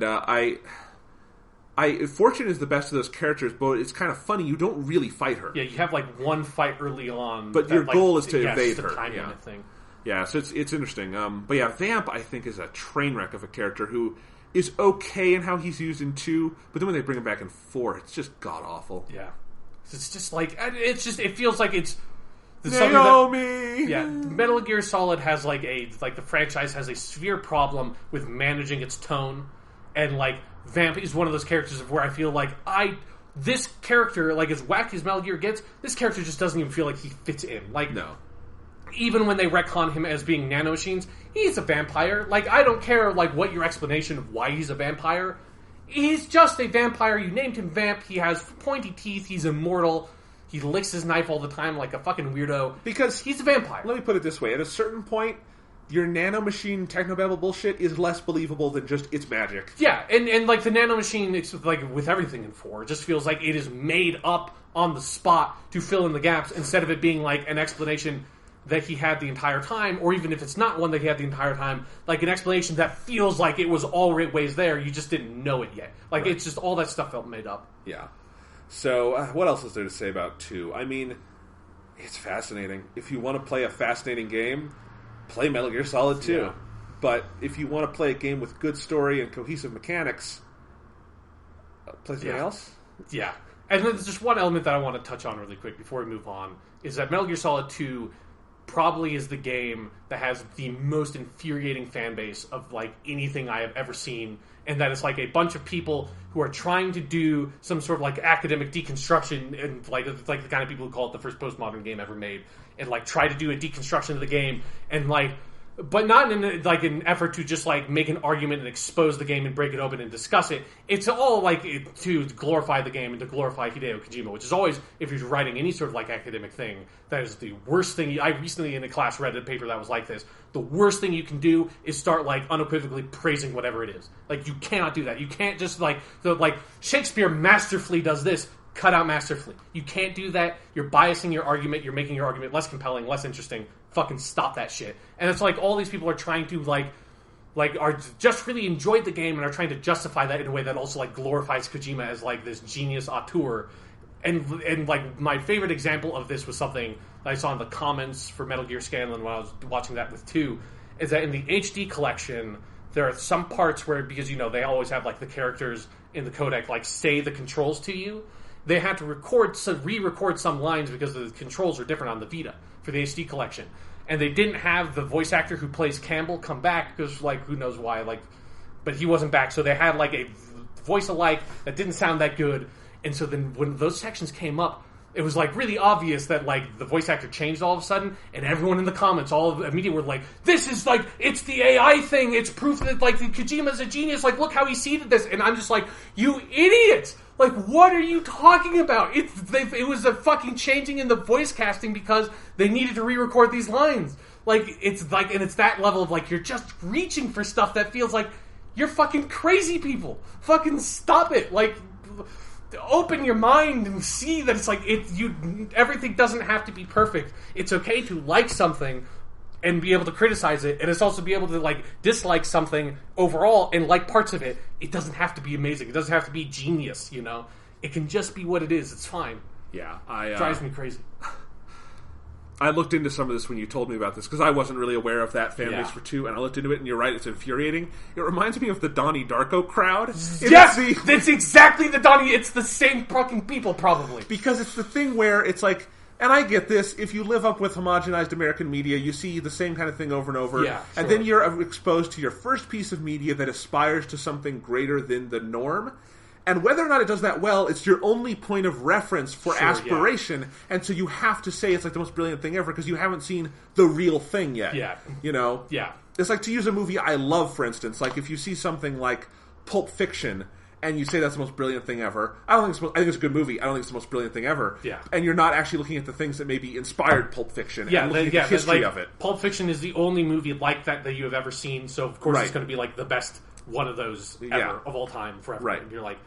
fucking just shut up, like it, that's fine, but the way you like it is crazy. The way you like it is the way that someone would like King Kong if they watched King Kong a bunch of times in one sitting. Yeah, it is that Donnie Darko syndrome where if anyone told me they love the movie Donnie Darko, it's one of their favorites, I will cut ties with them. Yeah, because it's like, and I kind of like Donnie Darko. I think it's an okay movie, but it's like, it's the exact same thing with like, but then as soon as like the fandom approaches it, the fandom is so toxic that it makes me hate the thing. Right.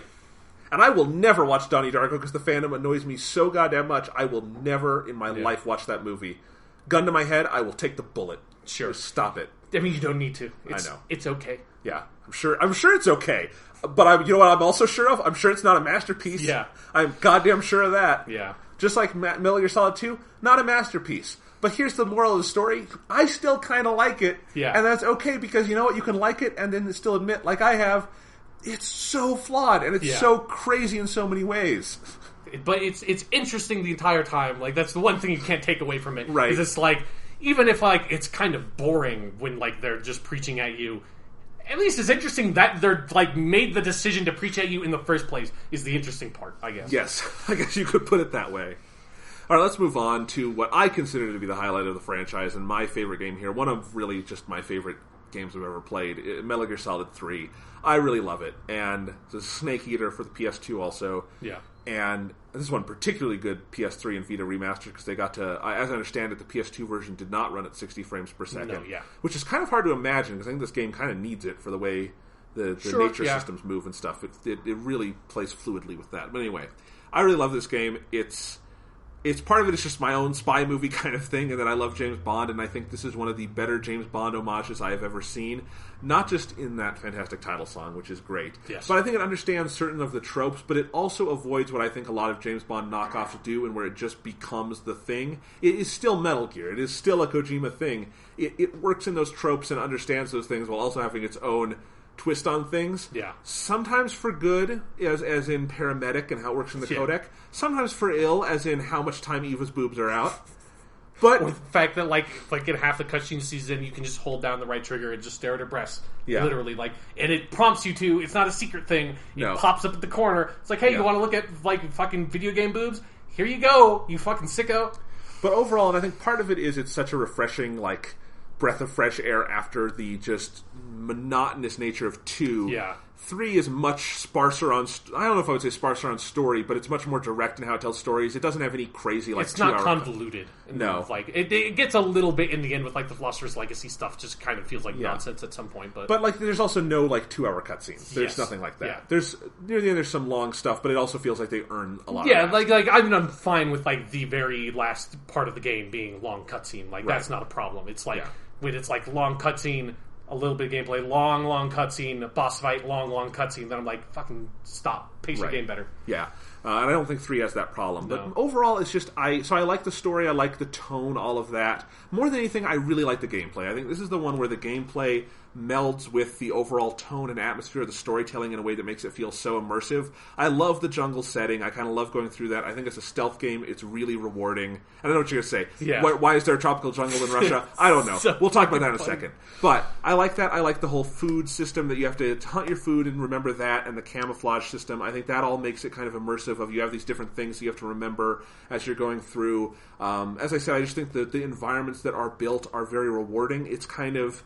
Because, this was made on the PS2, you couldn't have these long, continuous environments. But I think the way it splits things up between kind of the loading screens, there's something interesting that happens in between each one of those. Yeah, and the areas are way more open than they were in 2. Right. Because, 2, it gets pretty monotonous. Because you're in Big Shell for almost the entire game. Everything kind of looks the same. All the rooms are just kind of like big rectangles with stuff in them. And it's like, Metal Gear Solid 3 definitely has, it's not like they're not huge, but they are expansive areas that you can take multiple paths to go through things. And I think 3 just also has this great sense of pace where it never gives you too much of something and it never gives you too little of something, I feel like. Like, you have that virtuous mission at the beginning, and then you have some more jungle stuff after that, but, eventually you'll get to a building you have to invade, and that's more like traditional Solid 1 and 2. Yeah. But because you have it in kind of more bite-sized chunks, it's really fun to go through those and you savor it. And then I think at one point...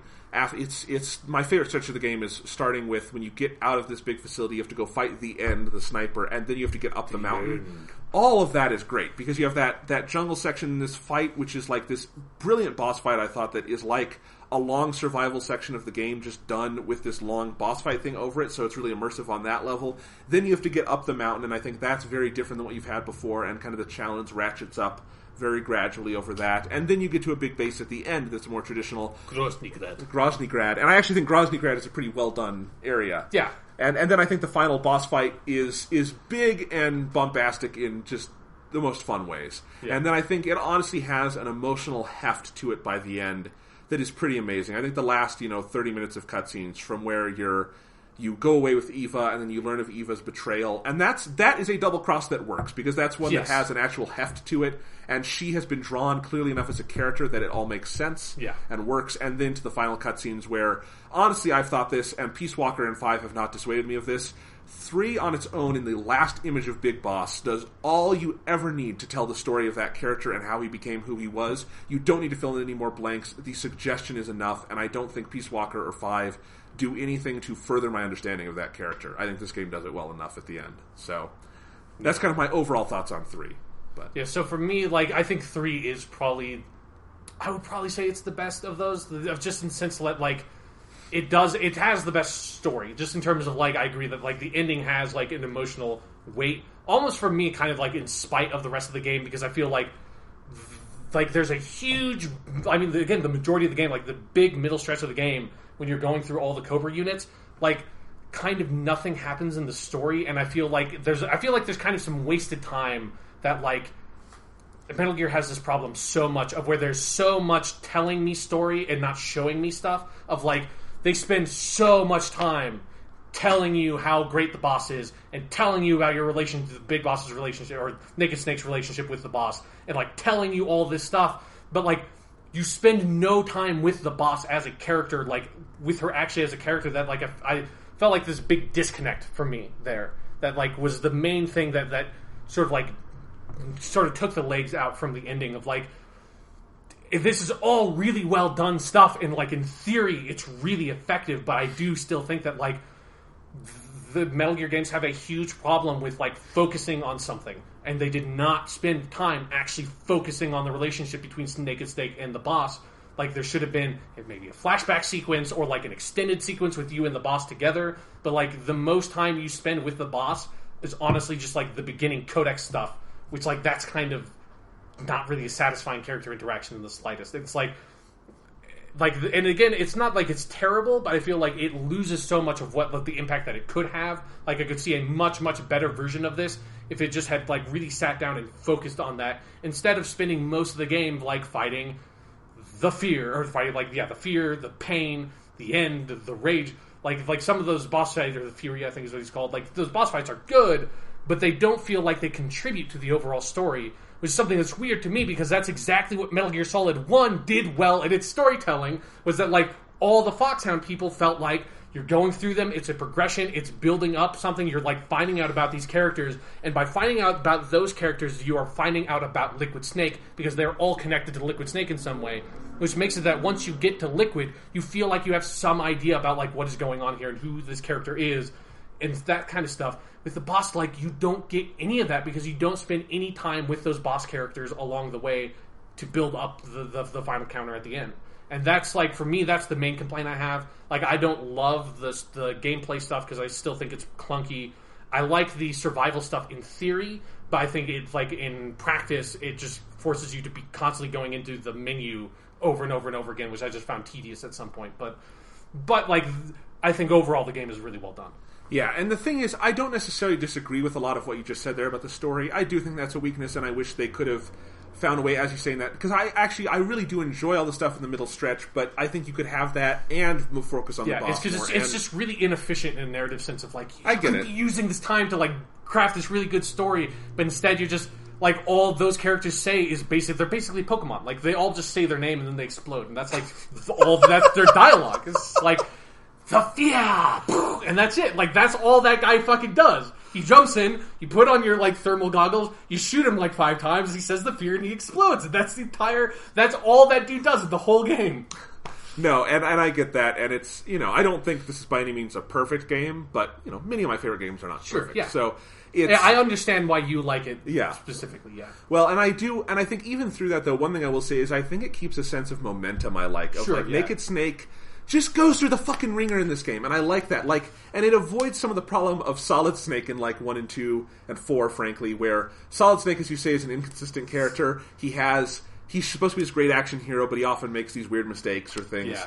And I like that Naked Snake, like, you feel like you are... But part of it is that he's green in this. Like, he's kind of new to this whole thing. Except for he's not, because he's like this super special ops soldier he's been on missions. He was the commander of Foxhound before he did this. He is, but he hasn't... Well, I phrased that poorly. It's kind of like James Bond, in that you have to make that comparison, because James Bond is also super experienced when he starts doing his missions, but the idea of, like, being 007 versus being a major in the army and what kind of things are you out doing, and you're not always necessarily prepared for just how crazy things are going to get when you're out on your own like that. Yeah. So, like in Casino Royale, I think does that really well, where you sense Daniel Craig's James Bond. He's a career army, he's been doing this his whole life, but he's never met someone like Le Chiffre or something. Sure. And, like, I like that Naked Snake, he is not green, but he is green in the sense of meeting the fear and things like that. Like, anyone would be. Right. Like, who the fuck are you guys? This guy fucking is a plant person. The inn literally fucking feeds off of sun energy. He photosynthesizes. He's like Venusaur. Yes. If we want to continue the Pokemon comparison. Yeah. No, but I do like that sense of momentum of Naked Snake just going through the ringer, but always kind of having to come out on top. And I like that, just like you get through all this shit. And for instance, like when you get to the torture sequence in this game, I think that one's really well done, because he gets his eye shot out, he gets fucking beat to hell, all this stuff. God, Volgan kicks the fucking shit out of him. Yes, he does. That cutscene is great because it is so brutal. It's so brutal. But I love that then, you feel something about Naked Snake and his characterization, and that he's ready and willing to get up after that. And I think just through the way that character progresses, you do get this sense of what he feels about duty and honor and these things, of what he thinks he believes in, and the way that's challenged at the end, where I think what's interesting about 3 to me is 3 has a very typical Kojima ending in that it's a big twist. It's, what's the conspiracy? Oh, it's that this was all a lie. The boss was good the whole time. The boss was being manipulated. I was being manipulated. This is all awful. But that's not jerking the audience around. That's jerking Snake around, and that's the whole point. So that when he gets to the gravesite and puts the saluting arm up, you feel the weight of that. Yeah. Of everything I did in this game, everything I knew, all of it's been thrown out the window. And you can, again, as I say, you can see the progression from that to Big Boss in Metal Gear 1 with his nukes and Metal Gear and stuff. Although some of that is slightly undercut by the fact that is what happens in every single Metal Gear Solid game. Especially like 2 is the most blatant, where it's like, you've been working for the bad... I mean, literally, you are doing the wrong thing in every single Metal Gear Solid game. But that's my problem with the Solid Snake games, that Solid Snake never gets it. Yeah, exactly. He never realizes, like, you're fighting the wrong people. You've been doing it the whole time. Like, you killed Big Boss, you asshole. Like, Big Boss is the dude trying to do the right fucking thing. Yeah, so that's the problem with Solid Snake. That's what I like about this game and Naked Snake is he is a contrast to Solid Snake in that way, whether that's intentional or not. Probably not. No. But, so, it's kind of weird, because I do kind of feel like I enjoy 1 and 3 on an island, as you say. Yeah. Because they're pretty easy to, because they are the beginnings of stories, not the ends of stories. Yeah. And you can just view them in isolation, and they're good stories. I think you put any of these into the larger mythology, it all falls apart. There are so many problems with it. The larger mythology is awful, and again, But it's also, the larger mythology is the only thing that makes it worth it for me, really. Yeah. It's like, at the end of the day, like, the idea of Metal Gear is so much better than what any of them actually are, you know? I get it. But I think as individual experiences, 3 is one that I really enjoy and can imagine going back to, and just not thinking about the Patriots and all that shit, and just being like, this was a good game about a soldier who goes through an experience and comes out on the other side a changed man. On that level, I think it works really well. Sure. Even if, as you say, there are imperfect... The arcing is imperfect, I agree. Yeah. But, it just feels like all that stuff is all handled at the very end to me. It is, but I think some of the highs in this game are so high. Like having the way you fight the boss at the end, where it's this 10-minute thing, it's that hard 10-minute time limit. The song comes in this new arrangement for the last 5 minutes, and it's a very, I think, challenging boss fight, and you just feel like you're on your last legs of... you really kind of feel Snake's pain in that moment, even if, as you say, it hasn't been fully earned. Yeah. I guess maybe that's my problem with Metal Gear Solid 3, is that for me, it is the one out of all the games the most that I feel like had the most potential, and so it's like the one for me that I can see the most clearly, like the perfect version of that game in my mind's eye, and it's like, it would have been so good for me, like if you had like maybe not had Eva like fucking have the most ridiculous low cut top of like she literally in one cutscene she zips up her jacket just to unzip it later in the same cutscene. Like, that fucking happens in this game. It's like, you can't do that. Why not just have her zipped up most of the time, so that if you want to have your sexy scene, you can have the sexy scene actually feel like a sexy scene, instead of it being like, why is she riding around on a motorcycle with, like, her bra hanging out? Like, what is this? Like, what are you doing? Yeah. No, but... And also, this is the game where you get to hear David Hayter talk about food in the jungle. Yeah. And that alone is worth the price of admission. codec conversations are so good in 3. Just like all the paramedic stuff. I mean, because it's like both sides of paramedic things. Because when you save with paramedic, she talks to you about movies. And then when you like just call paramedic, you talk about food. And that's probably the best character trait that Big Boss has. It's such a shame that they, like, 5 would be so much better if they had carried this over. Where, like, every time you, like, capture something or, like, a piece of food or you're in an area that has a new animal in it, you can call a paramedic on the codec and you'll talk about, like, reticulated pythons. At the end of all those conversations, like, paramedic has, like, this, like, fucking like, she reads, like, the Wikipedia article for you on, like, what a reticulated python is. And then all this thing says is, like, so, how does it taste? What? I mean, does it taste good? I mean, it doesn't say it, like, I don't have it written here. I'll just try eating it. It's like, fucking okay, Snake, like, whatever. I just love it, I want more. All that stuff is so great. Delicious. And it's so great when you get Eva at the end for that mission. It's at the very end where you're kind of helping Eva around, and you can feed her, and then she'll have her own interjections on the food. You can make her eat your snake. Yep. Yeah.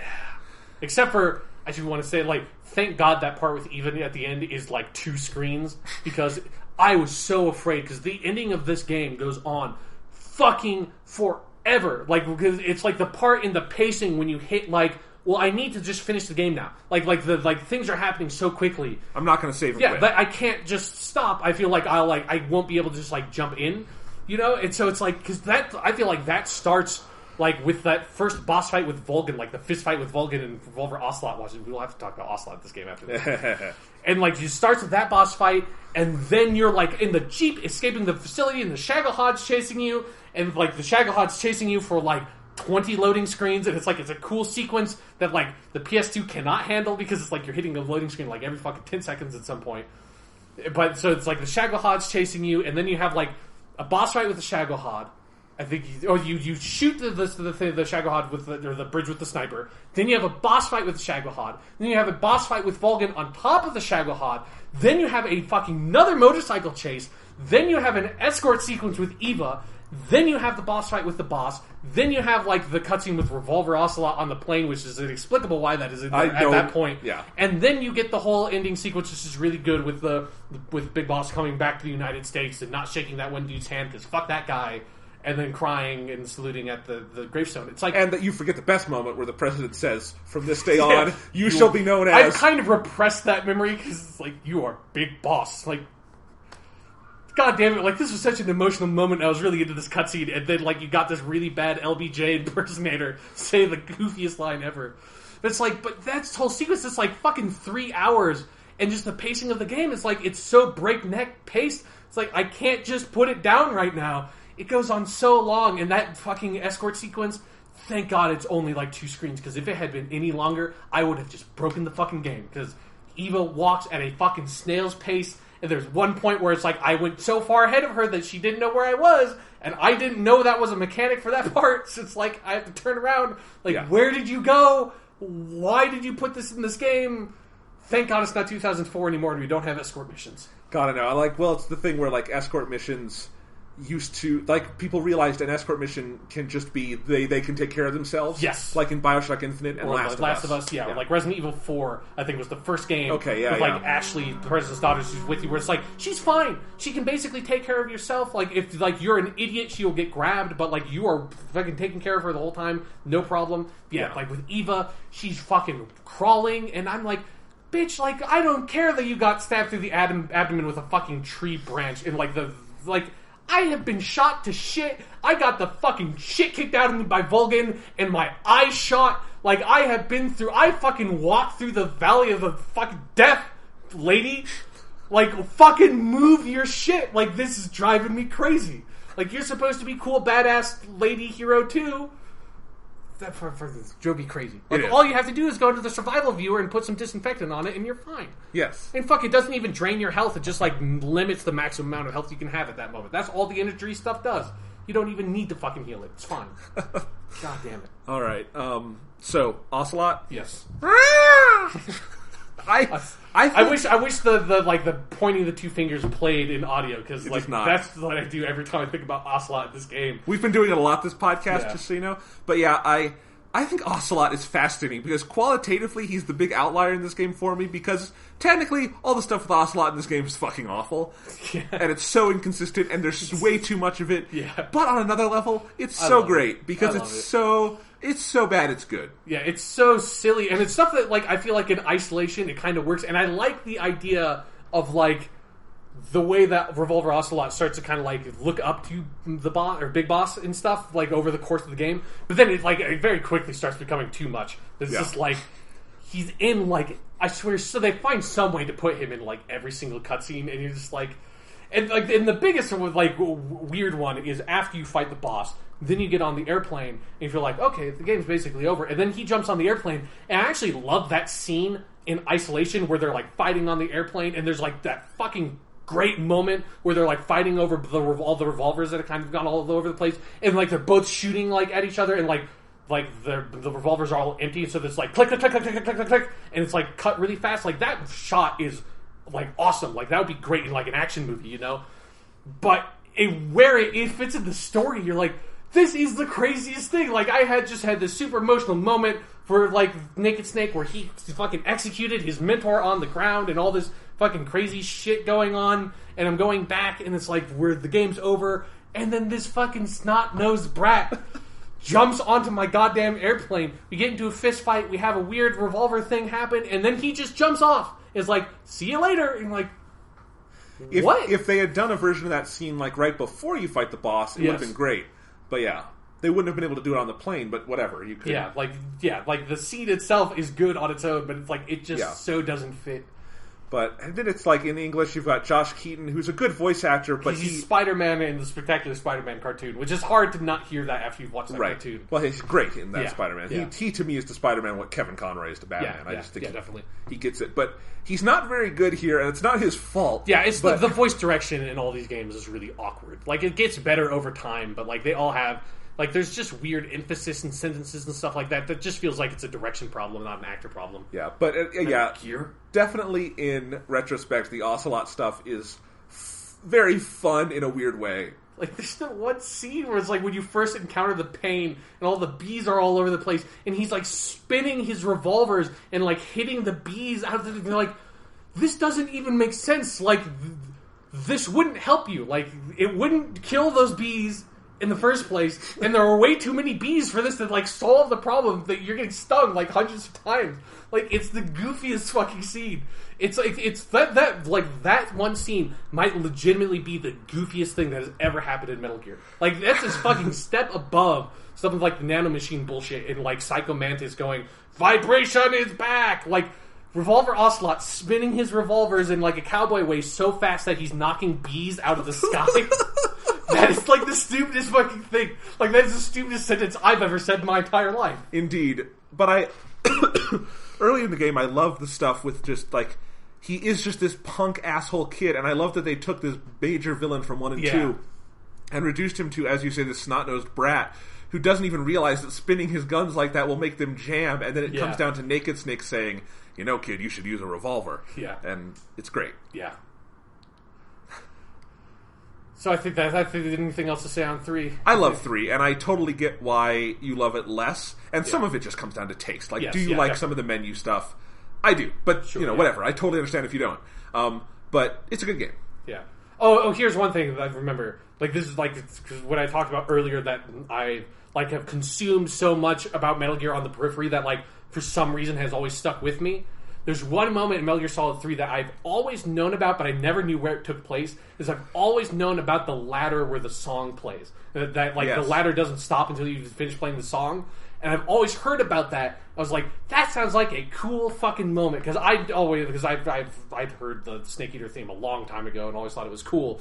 And so it's like, I was always just like, in the back of my head, I'm like, I wonder when that fucking, like that must be, because I also knew basically the overall story about the boss, not the specifics at the end, but just kind of the stuff about like the boss fight and stuff like that at the very end, and your relationship with the boss. I knew about that before going into the game. So I was like, that must be what it is. Like, that's at the end of the game, you're going to climb up this ladder and that theme's going to be playing, it's building up, it's like, that's going to be an amazing moment.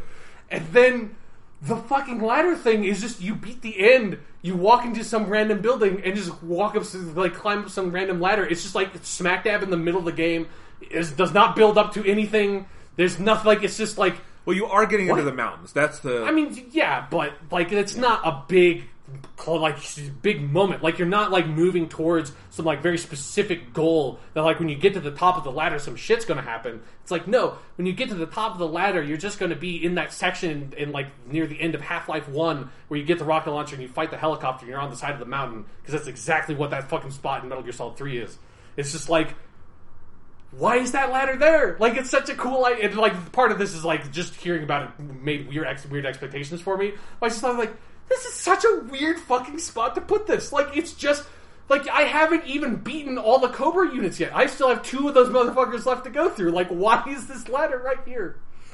Very strange. Who knows? It's because Kojima liked that ladder and he wanted that ladder.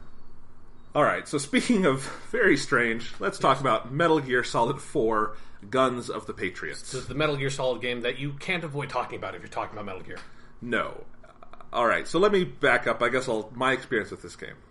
Yeah. So I feel like when this game came out in 2008, it was pretty acclaimed. Like, it definitely... Yes, I think it's one of, like, 10 games to get a 10 out of 10 on GameSpot or something. Yeah, and one of a billion games to get a 10 out of 10 on IGN. Yes. I like That's actually, it's kind of rare on IGN, but yes. Yeah. It's fun to poke fun at. Is it rare on IGN? Yeah. To get an actual 10 out of 10, yes. Okay. Almost everything gets a 9.8. Okay. An actual 10 out of 10 is pretty rare. Because they gave Metal Gear Solid 5 a 10 out of 10, too, and I don't know where the fuck that came from. Lots of people really like Metal Gear Solid 5. Like, I've not found a lot of... I'm actually kind of surprised that we both have almost the exact same take on it, because I've not found a lot of people on the internet that feel that way. Game critics are bad at their jobs. Sorry. Some of you are not. and some people I very much respect and enjoy reading their work, like Metal Gear Solid 5, so it's fine. But let's see. What was I going to say? So it was very acclaimed when it came out, and then I feel like people just stopped talking about it, or it had a very quick backlash and became kind of a dark sheep of the franchise. Yeah. It kind of had... What's another game that was kind of like that, I feel like? God, I had a comparison in my head, and now I don't remember it. But that happens occasionally, where a game will come out and be hugely acclaimed, and then kind of quickly fade into obscurity in some ways. Yeah. I think part of that is because this game is never going to have a second life, because it's never going to get ported, because it's so tied to the PS3 hardware. Yeah. And it was an early PS3 game, and those were notoriously kind of technically wonky. And good God, is this game technically wonky? Yeah. But we'll get into that. So I played 4. I kind of was interested, though. I was like, I was hoping 4 would be good, because what I was hoping for 4 was that maybe it could take the mess that 2 made and turn it into something. Yeah. Maybe it could take, because I like Solid Snake enough, maybe they could do something with him being Old Snake and give us a good final chapter for him, tie that all off, and make lemonade out of lemons, or whatever you've got. See what you can do with it. And no, it's like someone at Kojima Productions said to Kojima, hey, Hideo, San? I don't know. They probably would say Kojima-san, wouldn't they? Yeah. Sorry. I always find it really offensive when people, try to do the I'm going to speak Japanese, with my English, but they always, do, the first name, San, and you're that's... Never do that. Nope!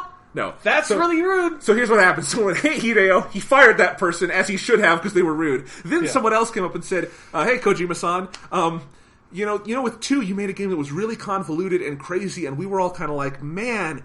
we don't really understand this, and it's complex, and there's a lot of cutscenes. Do you think you could one-up yourself? And he's like, bitch, I can triple up myself. Yeah. And 4 is a game that I think no matter how you play it has more cutscenes than gameplay. There's no way not to have your game counter reflect that. Yeah. It's a game that has a lot of systems introduced in the first 2 acts that completely go away in the last 3. And it's a game there the story is just... It's got some great cutscenes, but also there's just so much of it, and so much of it is so awful. Much exposition. Yeah. There's Metal Gear Solid 4 is so desperate to explain everything that it explains nothing, because all the explanations just feel completely made up on the spot. Absolutely. So I played this game, and I kept waiting for it to kick into some kind of gear, and there would be brief moments. Some kind of Metal Gear? Not what I meant, okay. But I'm sorry about that. But I was, waiting for it to reach a higher level, and there were moments where I was enjoying the cutscenes, or brief moments of gameplay I liked, but by the end it was just, I felt like the game was trying to beat me into submission, and it worked, because I felt kind of like a zombie when I finished Metal Gear Solid 4. Yeah, so for me, again, Metal Gear Solid 4 is like with 1, I only really watched it, and I kind of found that experience really fascinating, because we had a little conversation about it after you had finished it. You were telling me about your cutscenes and stuff like that, and how there's not that much gameplay. But the game is structured into these discrete acts, unlike the other Metal Gear games, where you kind of go to all these different locations. And so Act 1 and Act 2 both have a lot of... that's where all the gameplay basically is. So now I was watching, I was like, I have no idea what Jonathan is talking about. What do you mean you don't need to play this game and only watch it? This seems to just be like the other Metal Gear games. And then you get into Act 3, and I was like, oh, because Act 3 is all just one big escort mission, tail mission. Yeah, tail mission. But it's basically all the missions in Assassin's Creed that you fucking hate to play. Right. And at the end, you get a giant fucking cutscene. And then Act 4, it's you're kind of sneaking around in Shadow Moses with some robots, and you get a huge fucking cutscene. And is there even any gameplay in Act 5? Briefly, you get on the ship, and you have to go from... Right, you go through about 2 rooms. And you go through 2 rooms, and it's just cutscenes nonstop, basically, in Act 5. There are moments that might, if you were just watching it, look like they're not interactive, that are when you're crawling through the hallway. Yeah, I got that. Okay, yeah. They do some briefly. Cool stuff with, gameplay in story sections. But yeah, no, it seems to me, just from, the experience of just watching it, it was Act 1 and Act 2 are their own game. Everything after that is something totally fucking different. And this is another one where I am so frustrated in it, much more than 2, because 2 actually has a lot of gameplay compared to 4, and it's fun. But 4 is I think 4 has some fascinating gameplay decisions in those first 2 acts, and I think it's the foundation for what would be possibly a brilliant Metal Gear game. The way the Octo Camo works, and the way you're going through some of these high combat environments, and the way it kind of updates the Metal Gear formula, I think is interesting, and some of those moments are really compelling. There's just so little of it that none of that really gets to develop. It has all these complex systems like gun buying and all this stuff that never matters because you play so briefly that you never can really determine whether the gameplay is all that good or not, because after Act 2, it's gone. And for instance, I really kind of enjoyed the part on Shadow Moses Island in 4, just because it's kind of cool to go through those very familiar environments now in full 3D HD and all that. But even in there, it's there's no enemies. You're just kind of going through them. They didn't really do anything with it. And then and as you say, it's over very quickly. I will say Act 4 is my favorite part, where that's the only good boss fight in the game, is the one with the, I forget the name. It's one of the beasts, and it's the snake. Oh yeah, I can't remember all the... No, because most of the boss fights in 4 are just abysmally awful. But that one is actually kind of fun. It's in the same area where you fight Sniper Wolf in 1, and that one's fun. But then, and then in 5, it's I don't even know why you play in 5, because it's basically one hallway you have to get down. And it's a difficult hallway in the cheapest way possible, but that's it. Yeah. Yeah. So, anyway, to go on with what you were going to say, I guess. I guess it's kind of the experience of watching this game was very different from the experience of watching Metal Gear Solid 1, where it's I felt like watching Metal Gear Solid 4, I was just in the back of my head. Because I think it's a modern enough game that I could think about look at it and think about playing it, and the entire time I was just I'm kind of glad that it decided not to play it, just because it's stuff how bad the frame rate was, just watching it fuck man, the frame rate is terrible. It's so bad. I can't believe that fucking Metal Gear Solid 5 plays at a rock solid 60 frames per second, and they fucking made leaps and bounds in terms of how they're using modern technology to make games to go that distance, because it's crazy. Well, and that already, and 4 is already from the era where we decided frame rate didn't matter anymore. We just slashed it down to 30, if that. But I mean, console games have always been like that. Yeah, the console games have always mostly been 30. But yeah, but anyway, it's but it's so bad. It's in those gameplay sections, for the most part, it's stuttering probably below 20. Yeah. It's sometimes in the single digits. It's just awful. But what's funny is if you turn on your night vision goggles, it shoots way the hell up because it's unlocked. It can go beyond 30. Actually, it's completely unlocked, but it very rarely goes above probably 25. Yeah. Except when you turn on your night vision goggles, because as you were explaining, it cuts down the draw distance. Yes. And it simplifies all the textures, and now everything's fine. So I would sometimes just play with the night vision goggles on, because then I could actually aim and shoot. I mean, it's definitely, and I was saying, that's why I can't even say the gameplay is good. It's the shadow of good. One, because you don't get enough of it, and two, the technology just couldn't handle it. Yeah. It was ambitious beyond what they could do at that time, which is an okay problem to have. I like ambition, but yeah, it didn't work. Yeah. Then, since there's basically no gameplay in Metal Gear Solid 4, we don't really need to bother talking about the gameplay. So let's talk about the story. I don't know how to do this, so I'm going to let you take the lead. Really? How do you want to start talking about the story in 4? Because you're the one who played it. Yeah. I gotta think about this. I think... Because I kind of just want to talk about Diaper Monkey, and that's where all it needs to be, is Drebin's monkey. We'll get to Drebin's monkey. Yeah. Because here's the thing. When I started Metal Gear Solid 4, and one of the first cutscenes was Drebin and his Diaper Monkey. And I found myself a little annoyed by it. And I did not know that by the end of the game, I would be praying for Drebin cutscenes. Drebin's kind of the best part of the game in my opinion. Yeah, I did not know that I would find Drebin to be my legitimately favorite character in Metal Gear Solid 4 Guns of the Patriots. Yep. I did not know that monkey would herald lighter times. He would herald smiles. He would herald a sigh of relief from Otacon going, Naomi! Boo-hoo! I didn't know that monkey would be our salvation. And here's the thing. As I feel you always have to start with Metal Gear, there are isolated moments of brilliance here. There is a part where Metal Gear Rex and Metal Gear Ray fight. That's a fun boss fight, too. That's fucking cool. That cool. Shit is fucking cool to see. That shit is cool. There are some cutscenes that I think are phenomenally directed. The entire one where Liquid kind of wins, and at the end of Act 3 takes control of his ship. Guns and all that. of the Patriots. That one is I think tonally it walks the right line, with Liquid going, pointing his finger guns at everyone and then getting gunned down. And that's one that works, because that tonally, I feel that scene knows exactly what line it's walking. Yes. It makes you feel what Solid Snake is feeling in that moment. It's good.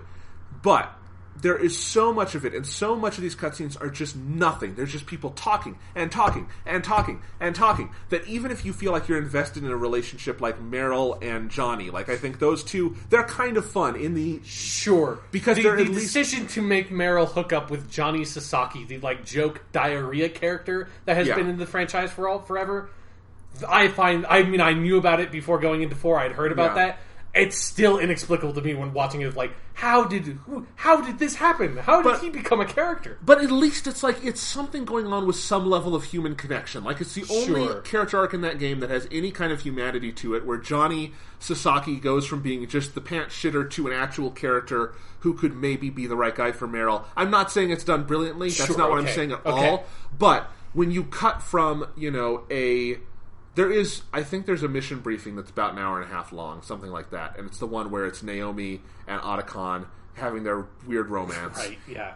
Going from that to something that at least has the levity of a Meryl and Johnny is refreshing. That's all I'm saying. It makes the decent stuff look good in comparison, and it makes the shit look okay in comparison, and then you know where the real shit is, because there's a lot of shit in this game. Yeah, and Johnny Sasaki gives you most of it. It gives you a lot of shit, and so, like, there are all these big moments in Metal Gear Solid 4 that should be really good. And I think, for instance, if you look at just like the Wikipedia summary of the final scene, which is where Big Boss comes back and he talks to Solid Snake, I think on paper the idea of Big Boss, the father figure, coming back and basically letting himself die so that he can rectify things with his son and put things right. And euthanizing an elderly man on oxygen in front of him. Yeah, that's a little weird. But that idea on its own, that should be the emotional highlight of the series, right? That should be the ultimate culminating moment. And no, it's a 30-minute exposition dump that has no weight to it whatsoever. Yeah, that like just means nothing, says nothing, doesn't even really make sense at some point, and just goes on forever. And here's the biggest problem, if you can isolate one, with the story of Metal Gear Solid 4. Right. Which is that Solid Snake defeats the Patriots on accident. How did they arc this game in such a way where even here at the end of the series, because this was one of those ones that was intended to be the final game. Yes. And they've all basically been intended to be that, but yes. Yes, but you thought Solid Snake, his arc was going to be, he finally realizes what's happened to him, he's going to take down the Patriots at whatever cost. And no, it's that he's just like, fuck, I don't really want to do this, but I'll do this if I have to. And then I'll just go fight Liquid Ocelot, the guy who's trying to bring down the Patriots. Like, all the villains in the series have been trying to take out the fucking shadowy, like, Illuminati cabal that's been behind the scenes manipulating and controlling the human species the whole time. Like, the villains have been the good guys. You have been killing the good guys every single time. It would be like if the Avengers met the Guardians of the Galaxy and killed them because they were opposing Thanos, and it would make no sense. And you're just like, and it's like, it's fine in the other games because like that's just kind of the twist. It gets kind of tedious that it's the same one every single time. Like every time you're just working for the bad guys the whole time. But like when you get to 4, it's like finally we're at this point where it's like it's this culmination of all this stuff. We have all this fucking like really elaborate backstory. Finally, like, let's take the fight to the Patriots, which is what I wanted to do at the end of Metal Gear Solid 2, but instead I had to fucking sword fight the president on top of, like, the Treasury building or something, and, like, whatever the fuck happened at the very end of 2. And, like, I want to fucking take down the Patriots. They are the big bad guys. And it's like, you think you're going to do that in 4? You spend most of the time in 4 chasing after Liquid Ocelot. There's also a problem because, like, Liquid Ocelot is actually barely in the game as an actual character. Like, he has a couple of cool action scenes, but you don't find out who he is. And to the point where, like, I don't really understand who Revolver Ocelot is as a character anymore, when I kind of felt like I used to, and now he's just like a blank slate to me. And you're just chasing him, who he's trying to defeat the Patriots, and then as you're just chasing him to try to defeat the Patriots, like you said, the Patriots are just kind of defeated on accident. It's like... It's Naomi's thing, and Naomi was barely a character before. Yes. And suddenly it's like, the Naomi stuff is inexplicable, because she comes into this series, and it's like she has this deep relationship with everyone, and the only person in the game who she should have any relationship with is Solid Snake a little bit, or maybe Campbell a little bit. Otacon, they've never met or spoken, and somehow they are one true love forever. Yeah, for the Otacon's many one true loves that started with his mother. it makes me... Again, how is that not brought up in this game? Like, how do you... Like, I can't watch Otacon get into another fucking tragic romantic relationship that's not built up in the slightest, when I know that the whole time the dude fucking had sex. It's his foster mother, not foster mother, whatever, but like... Stepmother. Stepmother, yeah, thank you. It's a stepmother, it's not his actual mother, but... It's still fucking, like, not okay. It's still super fucked up. It's not incest, but it's incest adjacent, and that's still kind of weird. Yeah, it's close enough to incest that you can't ignore it. Right. Like, and I don't have a problem with using incest as a storyline and, like, a narrative device. That's fine. If it's done well. Yeah, if it's done well. But it's like, but it's such a big issue. It's kind of like stuff with, like rape or something like that. Like, you can tell a story that, like, this is a part of the story. But it's such a big, huge taboo thing that you can't do it in passing. It's an important thing. You have to spend time doing it properly, because if you don't, it just, all of it seems absurd and juvenile, and, like, I can't take any of it seriously anymore. Like, you can't just have your fucking incest plot be a tiny subplot in one of the games, which, like, should inform everything about this, like, major character in the franchise. And I will not fucking let it go. And it would have been so great if we could have had a moment in this game where Snake turns to Otacon, and in David Hayter's glorious old Snake voice says, "Hey, Otacon, didn't you fuck your mom?" Yeah. Yeah. Like, will you just stop with all this fucking shit? I don't care if you slept with Naomi. Like, just stop all this. It's driving me crazy. I can't deal with your romance subplots anymore. Just get out of these fucking games. Just stop it. God, it's... Yeah, I mean... Of all of these, I'm teetering between whether or not 4 or 5 is the weakest of these games. Part of it is that I've had the ending of 5 spoiled for me, and I know what it is, and it infuriates me. We'll talk about that next week, I assume, sure, when we've all seen it. Yeah. And that could color things. 4, at least, yeah, I don't...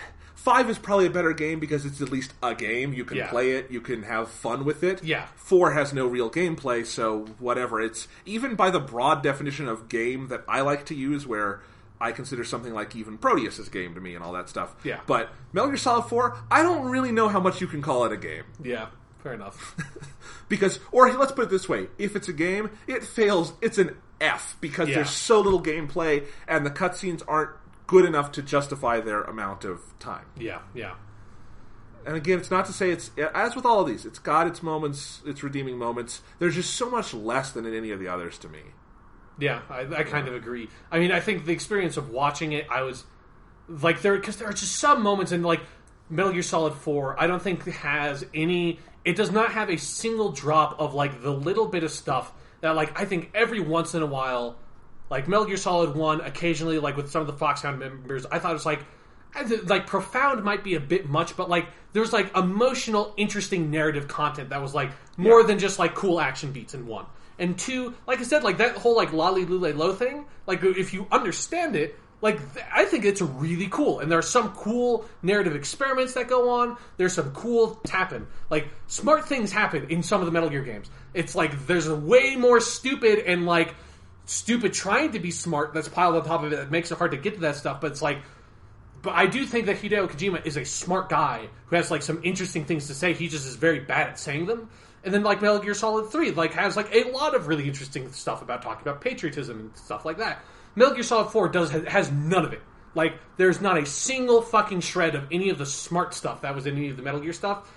To replace it, Metal Gear Solid 4 is by far the most anime of any of the Metal Gear games. And Metal Gear can get pretty fucking anime, but... You mean Japanimation? Yes, Japanese animation. It's like fucking... I love that Otacon names himself after Otaku Convention. It's like, that's a really weird way to fucking decide to name yourself, but whatever. But yeah, like Metal Gear Solid 4 has a lot of anime stuff in it, and I love anime. There are some moments in Metal Gear Solid 4 that I think are amazing. And I like the setting. Like, I like that it's near future enough that it gets kind of sci-fi with, like, the... Like, I like the idea of all the stuff with, like soldiers having, like, the nanomachines that make it so that guns are, like, ID-locked people and stuff like that. I think that's an interesting setting. They don't ultimately do enough with it to be that compelling. Like, it just ultimately feels like a setting thing and not a thematic thing by the end of it. It feels like this should have been the open world one. Yes. And then if you wanted to have 8 hours of cutscenes over a 40-hour open world game, go for it. Yeah. A lot of games do that. Yeah, definitely. But, like, there are, like, some of those moments in Metal Gear Solid 4, like, I think I love Drebin and his monkey. Like, they're a little bit weird at first, but like a little bit weird in a way that's like I'm not sure. Like, I'm really into how they're like interrupting the story. But the more they pop up, and the more Drebin's just like, I think Drebin's supposed to be the devil. Like, I don't know. He feels like he's Satan or something. Like, some of his lines are so weirdly ominous. I mean, they undercut it all in the end. Like, I feel like Drebin's like character role and the last cutscene just feels like, you've just ruined this character because he was kind of mysterious in a cool way, and I've explained everything about him. But the monkey is great. I mean, this is a game that, like, I could not... Every single time when I was watching it, they went into the gun shop. Like, I would laugh every single time because all the sound effects for the gun shop are just monkey noises. Because it's like you go in and you buy something, you hear a monkey go, and you're like, this is the greatest idea ever. How does every single game store interface not just have monkey noises for, like, all the fucking interface stuff? Like, that's amazing. You know, like, Raiden has, like, crazy robot ninja fights. Like, I like all the, like, the smaller Metal Gears and stuff like that. There's a Metal Gear Ray versus Metal Gear Rex fight. Like, that stuff is fucking cool in a, like, anime, crazy, over-the-top nonsense way that I'm into. But, like, those moments are so few and far between. Like, the most dull, nonsense exposition, like, epitomized by Act 3, which just tells you that all of the people that were your, like, codec people in Metal Gear Solid 3, they are the Patriots, which is the stupidest fucking twist because it was not set up in the slightest, and they spend like an hour trying to explain that to you, is the most tedious nonsense. It's like, if they just went full anime and stopped caring, I think I could get into Metal Gear Solid 4 in like a way that's like, they just fucking didn't give a shit anymore and they just wanted it to be cool, and I can respect that on a certain level and just get into that. But it's like they tried to have both. Like, they tried to just get ridiculous in anime, and then they also just like went like, they just tripled the exposition factor in a way that, like, is crushingly tedious. I agree with every single word of that. I mean, it's epitomized by, like, the Raiden stuff, where Raiden becomes a fucking cyborg ninja in this game, and he dies. Full-on dies, like 5 times, where he sacrifices... It's pretty ridiculous. And it's like they play... And the problem is that they play that card so many times, of like, this is the moment where Raiden sacrifices himself and dies and finds his purpose in life. Yeah.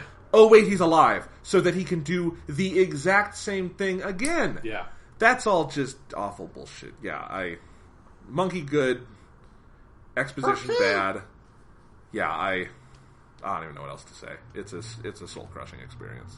Yeah, it's just like, and it's something that it really does, I think, like, on purpose, because this is what the story tries to do. It recontextualizes everything that the other games do, and it's just like, you know, like, just all the stuff with Zero, and it's something that's like, it's a, like, specter haunting the franchise going forward, because it's like, it's the worst narrative stuff in Peace Walker.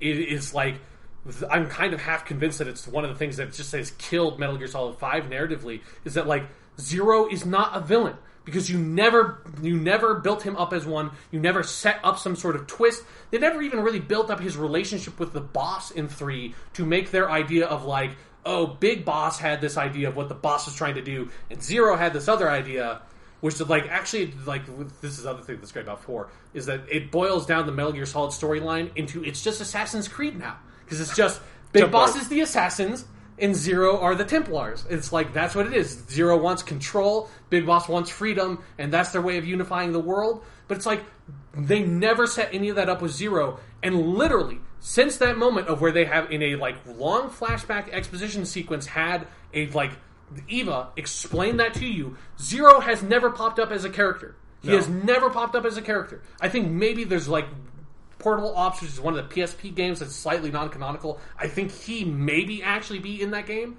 but, like, there is a voice credit for Zero in the credits for 5. I haven't seen where that is. There's also a voice credit for Strangelove, who's a character that is dead over, like, before Metal Gear Solid 5 happens. So I don't know, like, who knows where that voice credit comes in. It's like, and he pops up as a, like, decrepit ancient old man in a wheelchair who doesn't say anything at the end of 4. It's like, the ultimate big bad guy in the game, according to the like lore of Metal Gear, like the ultimate villainous force, is one that you never see, never interact with, never see him be a villain. Like, they just made up a villain to be the villain for the game, and you never interact with it. He's the worst antagonist in any story I have ever seen, because he's not actually the antagonist of the story. They just tell you he is, and you don't get anything with him. It's the most insane plot twist I've ever seen. I agree, and the thing is, there is an actual narrative opportunity there. Yes. Because Zero is a big character in 3, and I kind of like the chemistry between him and Big Boss. Yeah. And if you wanted to take that and show that ideological split, like, that's the thing, is that there is no Metal Gear game that covers what I would consider to be the most important period in Metal Gear history, which is the creation of the Enfant Terrible project. Yeah, that made Solid and Liquid Snake. And the splitting of Big Boss and Zero. That sounds like a really good story, but we've never seen it. Yeah. And because of that, as you say, Zero is a name, he's not a character, and he's not a villain. He's and then they I'm so sick of them trying to like make his name into some sort of metaphor. That was the worst part. It was like the most pretentious bullshit. Like at the end of 4, they do it the worst. They do it like, I think it comes up once at the end of Peace Walker, and it comes up every now and again in 5, and you're like, stop. It doesn't, you can't. Like, you're not making any sense. Like, this is the worst metaphor. Like, you're going on about, like, 0 becomes 1, and 1 goes back to 0, which makes 0 1, and 0 is infinite, so it holds infinite possibilities, so here you're the full Arcana. Like, you're the wild card. It should just be Persona at some point. Like, you can't, like, their desperate attempts to make 0 a metaphor was, like, so sad. It was just pitiful at some point. Yeah.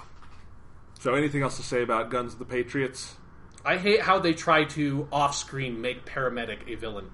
Yeah, fuck that. Yeah, that was fucked up. That's too bad. Yeah. The monkey's great, though. The monkey's great. Monkey's the best part. Would do business again. I like, no fucking kidding, the monkey is my favorite part of the game. If, like, you count the monkey noises in the story interface as part of the monkey, he is the best part of Metal Gear Solid 4 to me. We're in agreement. Yeah. Let's talk about something we're not in agreement about. Okay, so let's talk about Metal Gear Solid Peace Walker. This was originally for the PSP, later ported to the PS3 and 360. Yes. And Peace Walker, they may as well have just called this 5. It is. Yes, it is. It is, for all intents and purposes, the real Metal Gear Solid 5. Well, yeah, it might as well be numbered. It's got some technical limitations on it, and it does its cutscenes differently, but it is a full Metal Gear Solid story. It's a sequel to 3, happens 10 years later, and in the overall lore, it's become very important because the Phantom Pain is a very direct sequel to it. Yeah. And to game mechanics, it builds on what Peace Walker did. So, I found Peace Walker unplayable and was unable to get through it. You, however, really like it, so go on. I think I'm going to be one of those people. I think that Peace Walker is secretly the best Metal Gear game. Okay. Or at least it's the best one. It's the one I've enjoyed the most. That, like, when I look back on it, I like remember it the fondest. Of like, one, I think unequivocally it has the best story. It's not as ambitious of a story, but I think it is the only Metal Gear story that feels like either Kojima got his shit together or someone's like looked at his script and was like, we need to cut this stuff and like tighten it up. Because like it feels like someone edited the story to Metal Gear Solid Peace Walker, which I do not feel like that has ever happened in any of the Metal Gear games. And as a result, Peace Walker feels like it has like an actual story, it has actual characters, it has like a consistent narrative and thematic arc that I think is actually pretty elegantly done. It makes great use of its setting.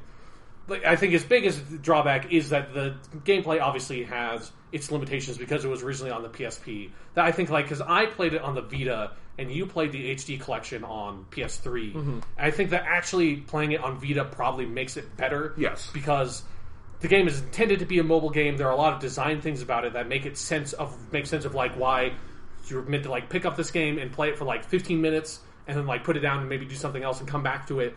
And that's the way that the game is kind of structured. It's also why that I think the mother-based stuff in Peace Walker is way better done than in Metal Gear Solid 5, because it is like you can just get in and do stuff so quick. Like, you're just like, okay, they're abstracted enough from mother base that it doesn't feel like on Metal Gear Solid 5, you're like wandering around mother base just like wishing that there was something to interact with because it's this full 3D environment. With Mother Base and Peace Walker, it's abstracted enough that you're like, okay, like this is my like chart of like all the people I have. I'm going to move these guys around here to get like more GMP so I can do all this research stuff. And you can just do it really quickly, get into a mission really quickly, do the mission really quickly, get out. It's a great mobile game in that sense. That also has this whole co-op element that I never really messed with because I'm not going to play a mobile game co-op. I don't know. That seems crazy to me. It's all online, and I'm sure the community is not there for it anymore. Yeah. So. But, I mean, the gameplay's fine out of it. The biggest problem with the gameplay for me is that the bosses are really tedious early on. I mean, they get way better once you get more stuff. Like, the first 2 bosses are by far the worst because they take too long. But once you get past that part, you get the battle armor thing that like just gives you way more health, and then you get a really good LMG and you get a really good rocket launcher that you just do way more damage, and then also the battle armor allows you to carry 3 weapons that allows you to just do way more ammo. Once you get that, I feel like the boss battles aren't like the greatest that the games have ever had, but I think they're fine. Like they're not really frustrating the way that the first few ones were. And then I think the cutscenes are awesome. I love the comic book graphic novel style. I think those are really well done.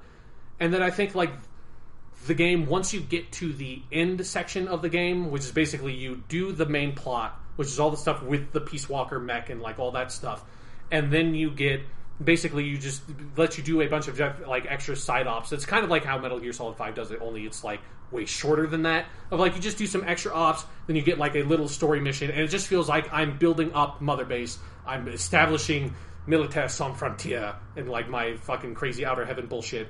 It's just like it actually made me feel like connected to that.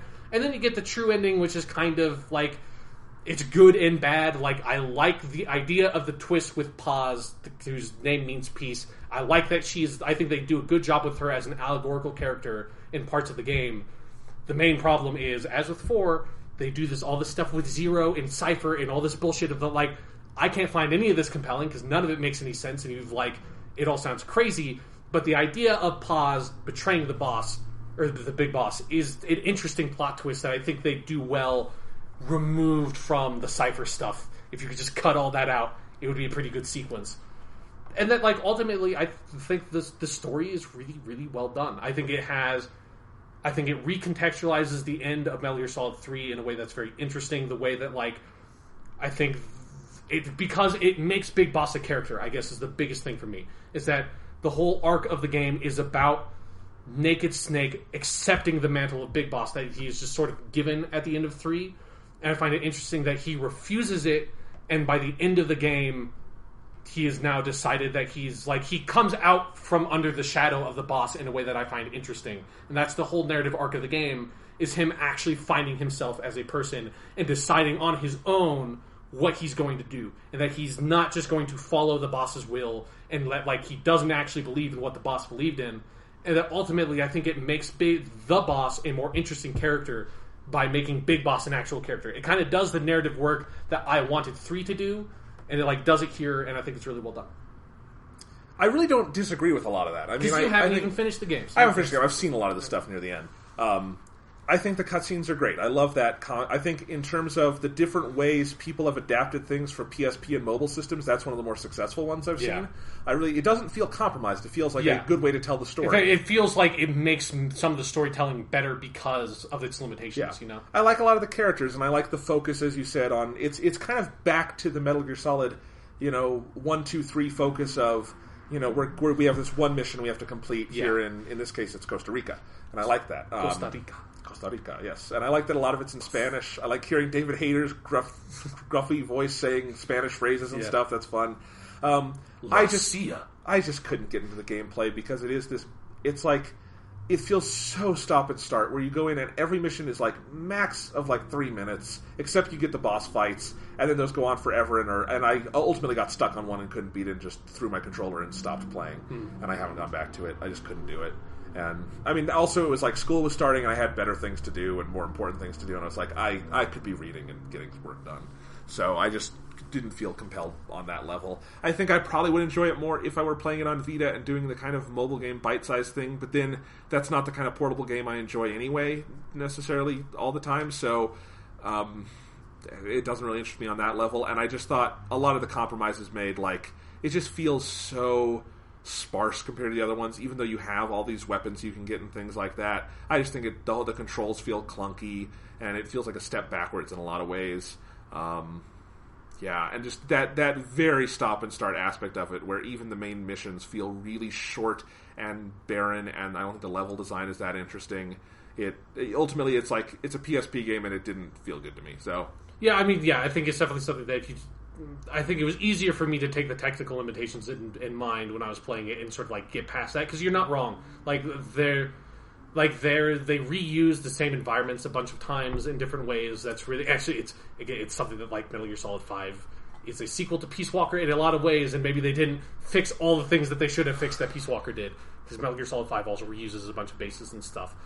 And it's like, it's so grindy at a certain point where you're cut off from doing main mission progress if you don't have something, so then you have to go to a bajillion side ops. To be fair, I never had that problem. Like, when you were, because I watched you, like, the one time I was watching you play it, you, like, went up to that one mission and you didn't have C4 yet. That never happened for me. Like, I never hit a wall in the main missions whatsoever. Yeah. So, it's one of the hard things about talking about video games is that, like, if you make a couple of different, like, notice a couple of different mechanics or do a couple of things early on, it can really color your whole experience. Yeah. And I do like the overall idea of the system. I don't think in either Peace Walker or Phantom Pain it's all that brilliantly implemented. But there's a fucking moment when you get to the end of the game. There's this moment where like it's a cutscene where Big Boss is captured and you're getting like the big villainous monologue from the villain, and just like in the middle of it, all your fucking dudes just come in and just like, or they're like MSF, and like your base and like Miller and everyone just comes in and starts fucking shit up. Like that moment is so great if you've been playing the game, because you've been building up your base. You've been like recruiting all these people. You've been spending time with I mean, it makes heavy use of the cassette tape stuff, which is like maybe a little bit tedious, but I think most of that stuff is really well written in a way that gives a lot of personality to the characters. So it's like when Amanda comes in and Miller comes in and like Chico's there, it feels like this big moment that like it's something that like I'm waiting for something like that I wish like Metal Gear Solid 5 could do. It never happens. Just so you know. Like it can't do it. It can't do it because it hasn't built up any of the characters. Like everything feels so empty. That like that's like what I want from Metal Gear Solid 4 is like, or 5 is like that fully realized. It's like that moment where it's like it feels like I have like me and Big Boss, we have built up this thing, and that now it's like it's not just me going in alone anymore. Like there's this. It feels like it's a really great moment for a video game story in a way that most Metal Gear games I feel like don't do this very well. 5 definitely doesn't. Of like what you have been doing in the game feeds into the story and vice versa in a way that's like you have this big moment where it's like, yes, like this is my base. These are my people. Like motherfucker, I am Big Boss and these are my fucking guys and we're going to take you down. Well, I was going to say, I think it's better implemented in Peace Walker. For what you're saying, and also I just think the simplicity of the system allows its fun parts to shine through more, and it doesn't have a lot of the tedious stuff that I think gets in 5. And I also just think with 5 also, because it's bigger and less technically limited, I think you have more expectations for how those things should work, and it still feels kind of like a mobile game system where it's a really smart mobile game system. I'm not sure it's all that smart a console system. Yeah, so I agree. Yeah, more on that next week on the Weekly Stuff podcast. Yeah. But yes, no, it's not like I have anything against Peace Walker. I really couldn't get into it. It wasn't one that I could enjoy. Maybe I feel bad for you that you're blinded from the truth that the true fans know. Peace Walker is secretly the best one of your game.